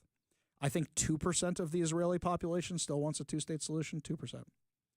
Now, you may think, okay, well, that's just Gaza. What about the West Bank? We're not calling it the West Bank anymore. For those of you who know geography, let me explain what it is. Israel's this little sliver about the size of New Jersey. Down in the bottom left-hand corner is Gaza. On the right, this big swath of land is Judea and Samaria. You know where Jesus is from? That guy. You know where the Hanukkah story happened with the Maccabees and the elephants and all that and tons of other Jewish history? That's in Judea and Samaria. They carved out this area and call it the West Bank, which is in between Israel and Jordan. It's historically Israel. It's old school Israel. It's biblical Israel. That's what it is. But that's where the Palestinian Authority has control over that. Yesterday, as these caskets were being turned over, which were carrying babies' bodies, they were all in their colors, all the terrorists. And one of them I noticed, who was carrying the caskets, was wearing the gear of Fatah. If you don't know what Fatah is the terrorist group that's associated with the Palestinian Authority. That means that the Palestinian Authority is involved in this nonsense. Let's not forget, what was it, last week? They said they were ending the pay for slave program because they know that Israel's going to say, you're next if you keep sending terrorists after us. Would you like to know where the terrorists today who were setting the bombs were from? Because they already found one of them. They already identified one of them. They were from the West Bank. They were from the Judea and Samaria area. They were from the Palestinian Authority. You think Israel's just going to take that sitting down after they tried to kill hundreds of Israelis? You think they're going to take that? No, the West Bank is next. It's next. I'm tired of this nonsense. And anytime somebody says, Ari, no, you have to consider No, I don't. No, I don't. I'm done. I'm tired. Did the Nazis get to keep Germany? No. We denazified Germany. You know the difference was, though, is that the Nazis felt like they were defeated. Well, at least following orders are defeated. But the Germans had had enough of the war. Do you know what percentage of Germany were members of the Nazi Party? Somewhere between 8 and 10%, which means the rest of the country is just like, enough. Our economy's in shambles. Our country's in shambles. Can we rebuild? They crafted something called the good German soldier. You know, you speak to a lot of Germans, and they'll say, well, my grandfather fought in the war, but he wasn't a Nazi. That's not true. They crafted that narrative so they could go back to their families with honor. That's what they did. It was false. It was a lie. You think you can do that with Hamas? Look at the atrocities these guys commit. You can't say, oh, well, they were just fighting the evil Jews. No, that's not going to work here.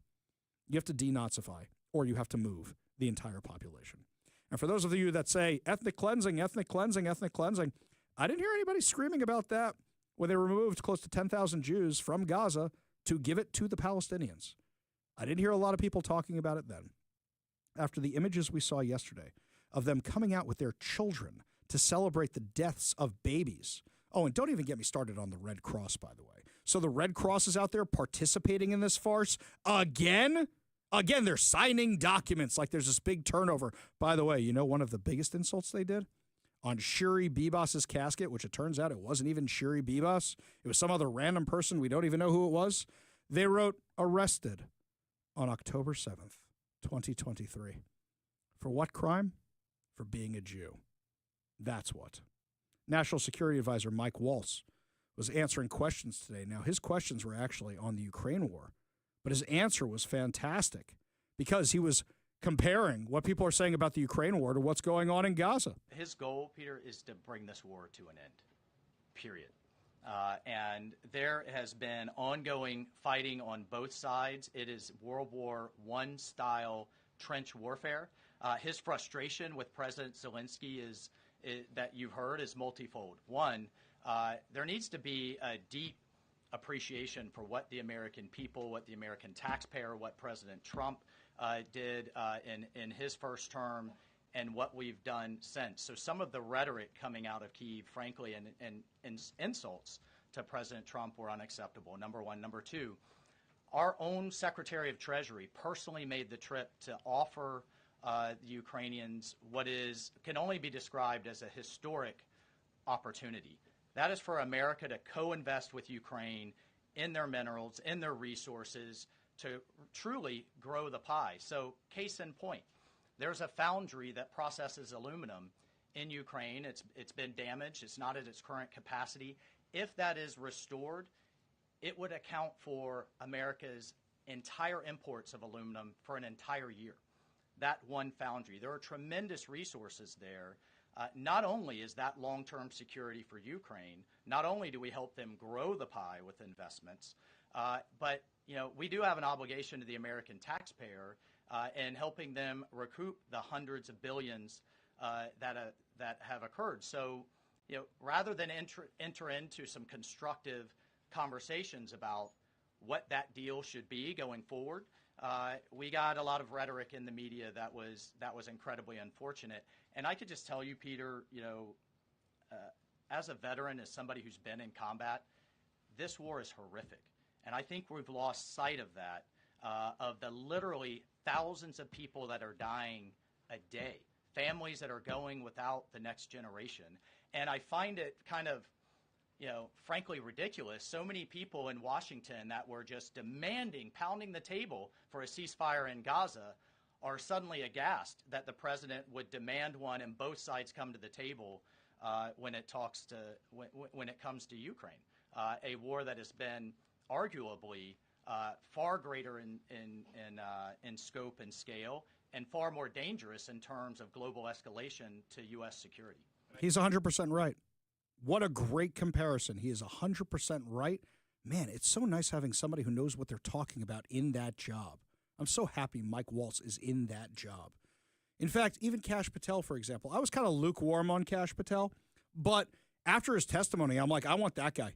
I want that guy to run the FBI. But he's 100% right. I love the people that say, oh, the Jews control Congress. Oh, the Jews are running the show. They're the dark shadow government. Yet they're waving the Ukraine flag in Congress. I don't hear you calling out the Democrats for that one, you Looney Toonies. We go to the Warrior Injury Law studio line, take a call from John in Redmond. John, what's up? Ari, dear man, I hope that there is some way with your other obligations that somehow you can be in the mornings. Your voice is so upbeat. The way, even in the face of tragedy, you find a bright side. But what I wanted to ask you is, maybe I'm ignorant, but what is wrong with Gaza to the sea? Push those bastards out. Send them all the concrete that's already there. They can build a little island and perch. I don't think there's anything wrong with that. In fact, that's what Donald Trump is talking about doing right now. Here's the problem, is that nobody wants them. So they've been kicked out of Kuwait because they were terrorists. They took over Lebanon, created Hezbollah. They were kicked out of Jordan because they were terrorists. I've seen the wall with Egypt. That thing makes our border wall look like dominoes. Their wall is absolutely insane. They don't want them. Do you know that Egypt and Jordan are sending construction equipment into Gaza because they want to rebuild it so that they don't have to deal with the Palestinians? They are eager to rebuild it so we can start this mess all over again. You should be asking yourself why no Arab country wants the Arabs. In 1948, when Israel was established, the Arab countries were so mad about it that what they did was they expelled their entire Jewish population. Israel, which barely existed at that point, had to absorb close to 1 million Jewish refugees. Arab countries didn't want the Palestinians because they know they were terrorists, because they were terrorists long before the state of Israel even existed. And you know what? Whatever country they go to, they don't like the king of Jordan, they try to overthrow the king of Jordan. They didn't like Lebanon, they took over Lebanon. I say send them to Antarctica. Let them deal with cold weather for a little while, right? They blend in well with the penguins. if they're pushed into the Mediterranean, don't build an island. Just say, go there and swim. Because here's the thing, you can't say, oh, let's just give them jobs, because a lot of the Palestinians use their job permits to commit October 7th. A lot of them were using their workers' permits to come in and scope out the whole place. Right, exactly. So then when people say just give them jobs, well, we tried that, and that didn't work. John, appreciate you being part of the show. You want to be part of the show, give us a call, 206-421-5757. That's 206-421-5757. When we come back, my friends, lots more to discuss as the show continues, including a shooting locally on buses. Wait. I thought guns were banned from transit. We'll give you all the details when we come back. You're listening to the Ari Hoffman Show on Talk Radio 570 KVI. Todd Herman's Daily Thoughtcast right now.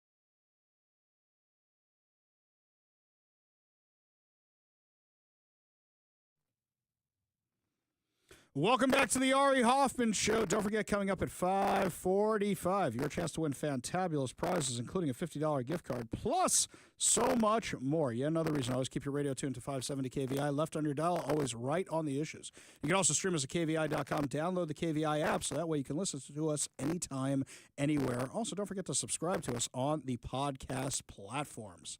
By the way, also another programming note, the segment after this one, we are going to be interviewing the spokesperson for the International Red Cross and get some answers about what was going on during those hostage transfers. Here's something else for you, by the way. Why haven't they visited any of the hostages in over 500 days? These are the questions we're going to be asking in our 5:33 segment. Meanwhile, let's focus on what's going on here locally. So, right here, according to Fox 13, Seattle City Councilman Rob Saka said you can't make this stuff up on the eve of an important regional roundtable about gun violence and stuff, by the way. 2 people were shot. According to Fox 13, the backstory of the incident, which left 2 people injured, including a 15-year-old who was shot 3 times in the chest. Mike, shot 3 times in the chest. That sound like gang violence to you? That sound targeted to you? That's what it sounds like to me. And compounding concerns already mounting after the fatal stabbing of driver Sean Yim. Greg Woodfill, president of the Amalgamated Transit Union 587, voiced frustration over the lack of consequences for disruptive behavior on buses.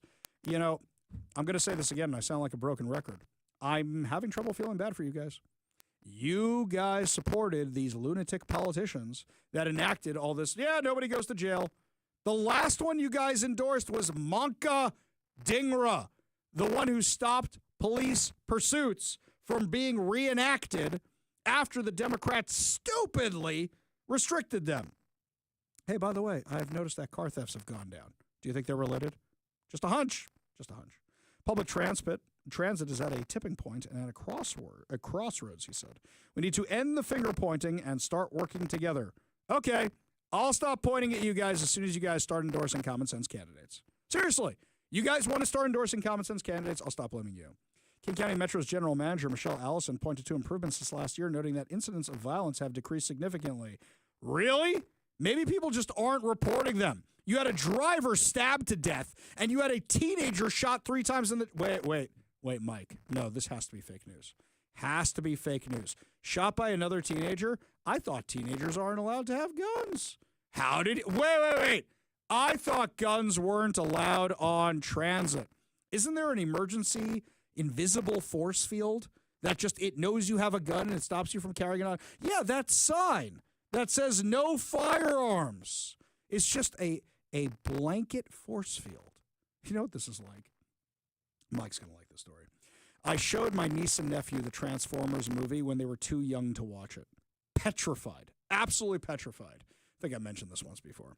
So I scared the you-know-what out of them. They were scared of that sand scorpion Decepticon, that one. Scary for little kids, but I thought they were old enough because my kids liked it at that age. Okay. So their mom calls me, my sister-in-law. You got to fix this. You broke it. You fix it. They're afraid to sleep in their beds. I go, I got this covered. You know what I did? I went to Home Depot and I bought light switches. I bought the light switches, and I had them, the kids, help me assemble them, and I told them they were switches for force fields on their windows. Yeah, because, you know, you believe you're safe and you're safe. So is that what this is? That sign that says gun-free zone? Is it like that, a little force field that's going to protect you? Is that what it is? Give me a break. This is craziness. How'd the gun get on the bus? I don't know. Gee, how'd that happen? Yes, I am sure that the criminals are going to listen to the gun-free zone sign. I'm sure they're going to listen to that, right? Meanwhile, Seattle Mayor Bruce Harrell is in hot water. Why? Because the Seattle Times is saying, hey, this guy got arrested like 30 years ago. Yeah, but all the charges were dismissed. So why is the Seattle Times trying to burn Bruce Harrell? Turns out they don't like him very much either. Now, they're moving more and more to the left over there at the Seattle Times. So my opinion is the reason they're bringing this up now, which I see as kind of a nothing burger, and I'm probably Bruce Harrell's biggest critic in Seattle. So the reason I think they're bringing this up now is because they're teeing up to endorse some socialist. That means the Seattle Times probably knows who's getting ready to run. You hear rumors about this stuff all the time. what, like a Kashama Sawant type? Or, I don't know, a Nikita Oliver type or something. I'm also wondering what Bruce Harrell did to get on the Times bad side. Did he cancel a subscription or something? I mean, City of Seattle probably spends a gajillion dollars on subscriptions to the Seattle Times. We found out that Washington State is spending over $100,000 with the Seattle Times. We don't even know what they're spending it on, and they won't return my request for comment. So, yeah, I bet Seattle is doing some similar dumb things. So why are they so mad at Bruce Harrell all of a sudden? You think they want somebody more progressive? You think they realized he's an empty suit also, just like we knew from the beginning? But normally they stick with a Democrat and they don't go full socialist. Except this last election cycle, they picked a lot of the hard left-leaning people because they're just hiring everybody from The Stranger. I'm shocked that the recently departed people from The Stranger haven't been hired by the Seattle Times yet. I'm kind of floored by that, as a matter of fact. But they also agree. I was looking at some of their social media last night. They agree also that this is a huge nothing burger. They agree for different reasons. Their reasoning is don't hold somebody responsible for something that happened 30 years ago. That's not how I feel about this stuff. But the gun story is pretty tame. We go to the Warrior Injury Law Studio line, take a call from Bob in Renton. Bob, what's up? Hey, I was just listening to your story, and I was thinking you kind of missed something because, if this kid would have had liability insurance for every single gun that he stole, this probably would have never happened. You're exactly right. In fact, if we had locked up every person whose gun he had stolen for being irresponsible for their firearms because they allowed those guns to be stolen, this never would have happened, right? No, and I'm even wondering, I wonder if the insurance would cover each shot. Oh, is it per bullet? Wait, Bob, stop giving them ideas. Soon they're going to say you need to insure every single bullet as well. Ouch. Yeah, exactly. I guarantee you that's what they're going to do, my friend. Don't give them ideas. Very funny, though, Bob. Do appreciate the call. Appreciate you being part of the show. You want to be part of the show, you give us a call or text at 206-421-5757. That's 206-421-5757. You need insurance for accidental discharge. Oh, no! Isn't that what happens when I have Mexican food? Okay. All right, enough of that. When we come back, things get a little bit more serious. One of the spokespeople for the International Red Cross will be joining us to try and defend their behavior with these hostage turnovers in the Middle East. We'll give you all details in that interview when we come back. You're listening to the Ari Hoffman Show on Talk Radio 570 KVI.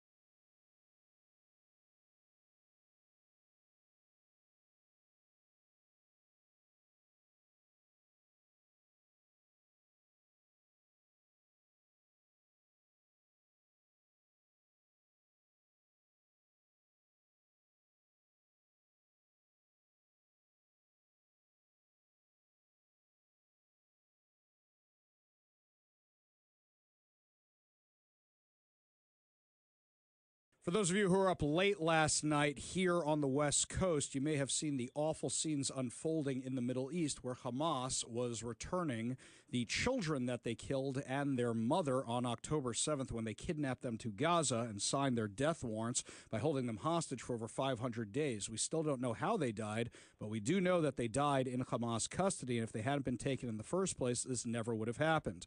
The bodies were delivered to the Red Cross along with an elderly man who was one of the other hostages as well, and the Red Cross took them across the border to the Israeli Defense Forces. Joining us now to discuss all this on the KVI studio line is Steve Dorsey, who's the head of communications and public affairs for the International Committee of the Red Cross. Thanks for being with us today. Thanks for having me, Ari. So, Steve, you and I have discussed the fact that there's been a lot of criticism of the Red Cross because so far it's been over 500 days and the Red Cross has yet to actually visit the hostages that are being held in Gaza. What does the Red Cross say to those accusations? Listen, the criticism is valid. I mean, if I was a family member, a friend, a community, I would want anyone who has access or could have access or influence to reach these hostages.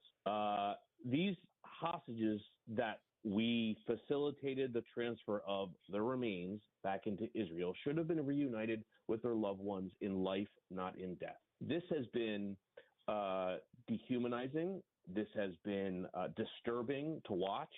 As my colleagues are involved in these processes. But listen, I do want to reflect that this is a painful reality for us. We have not been able to reach the hostages still in captivity. But Ari, it's not because we're not trying. We're relentlessly trying. We demand every day, every time we speak with Hamas and anyone who has influence on them, and we're not going to stop. But we are unarmed humanitarian actors. We can't force our way into any security situation that could not only endanger us, but endanger the lives of the hostages we're meant to reach and help as well. So the International Red Cross works all over the world and in other hot spots as well. So what makes this place different than some other places where you're dealing with warlords and other kinds of terrorists? I think there's a lot of similarities. Accessing hostages and negotiating mostly in private to develop trust, to express our neutrality, is something we do not only in Israel and the occupied territories, in Gaza and the West Bank, but also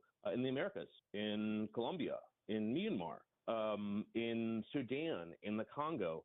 This is a persistent challenge.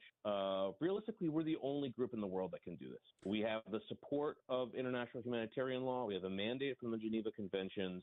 We're a neutral group that has to maintain the trust of everyone involved. Even in these hostage transfers, like I said earlier, we're unarmed. We have to have the trust of everyone involved of our security guarantee and the security guarantee of the hostages that are being entrusted by Israel to us. And we're working very closely with Israel throughout this entire process on every single step of the operation because it's dangerous, not just for our own safety, but for the convoys that have to go through rubble, unexploded ordnance across Gaza, and of course having to deal with threatening large crowds. We're talking with Steve Dorsey, who is the USA and Canada head of communications and public affairs for the International Committee of the Red Cross, and you were talking a moment ago about impartiality. And when we discuss impartiality, what we keep seeing in these images again and again and again is the Red Cross being involved in these faux ceremonies where Hamas is turning over the hostages and they're making the Red Cross sign papers and such. That doesn't seem very impartial, and the Red Cross is getting a lot of flack for that. What would the Red Cross say in response? Well, we've said that every release, whether of the living or the deceased, must be conducted with dignity and privacy. We've communicated those concerns frequently and clearly in our private conversations and in public. I'll note some reporting that I see out in Israeli media today following this latest operation that the Red Cross initially refused to take part in Hamas's ceremony during the return of these 4 hostages, according to Channel 12. And the terror group subsequently threatened not to transfer the slain hostages, according to the report. And apparently we continue, despite our objections, in participating in this Hamas-led signing ceremony. I can't speak to the validity of this reporting. I wasn't there, but I think it demonstrates that this is a highly complex operation. And even if there are elements that are distasteful to us, that are disturbing, the end goal is to return these hostages back into Israel and to their homes and their families and their loved ones. I would agree, but after what we saw yesterday, I've become a little bit more militant even than I was beforehand, and I'm asking, why didn't the Red Cross attempt to refuse to participate in these ceremonies beforehand? Listen, there's a choice. We have this choice, right? We could choose to suspend our participation in these hostage ceremonies to protest how they're being conducted, or we could choose to complete the mission in close cooperation with Israel. And we've chosen to fulfill our mission each and every time to successfully and safely get these hostages home. In the last few minutes we have with Steve Dorsey, who is the head of communications and public affairs for the International Committee of the Red Cross. The Red Cross has a rather checkered history, especially when it comes to Jews, given what happened in World War II, when the Red Cross was brought in to see what was going on in the concentration camps and didn't just fail to report on what was happening, but actively helped in covering it up.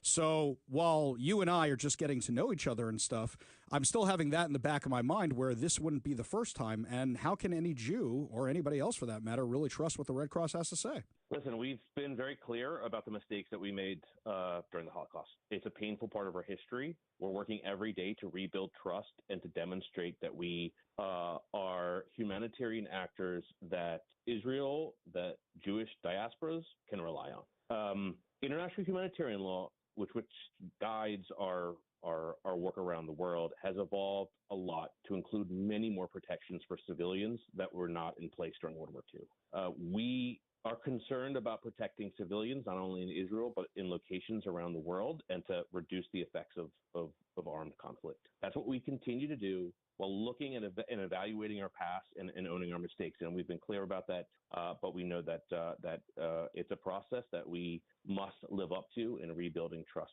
with those communities. Well, Steve, I got to say, I'm thankful that you took the time out to talk with us today. I know that you're getting a lot of these questions, and I appreciate you taking the time to answer them for us. While I'm not entirely there yet, I appreciate your candor, and I appreciate you taking the time to speak with us. Yeah, Ari, it's a difficult time, and I appreciate you having me on your program. Steve Dorsey, he's the head of communications and public affairs for the International Committee of the Red Cross. Thank you so much for joining us today. We got a whole lot more to discuss as the show continues. You're listening to the Ari Hoffman Show on Talk Radio 570 KVI.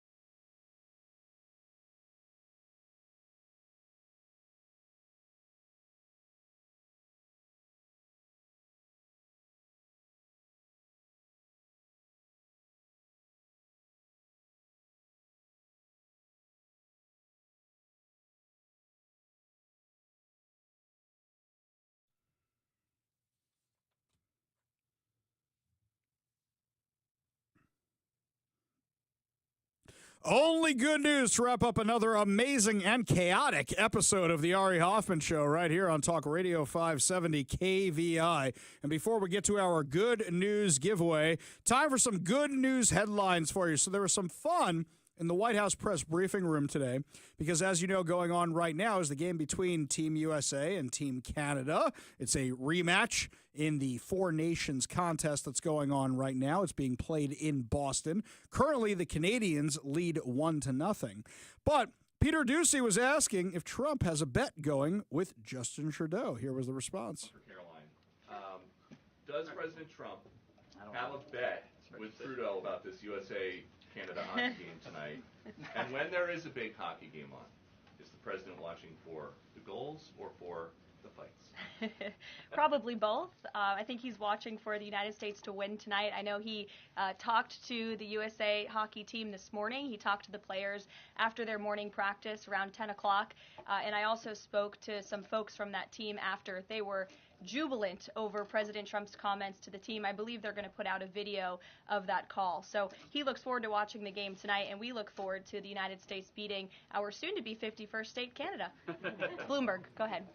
I do love that last line there, our soon-to-be 51st state, Canada. That one cracks me up. Isn't it fun in politics again? It always seemed like such a downer with Karine Jean-Pierre. Whether you like Trump, whether you hate Trump, whether you like what's going on, whether you don't like what's going on, there's chuckles in the room. It's fun in the room. It's fun again.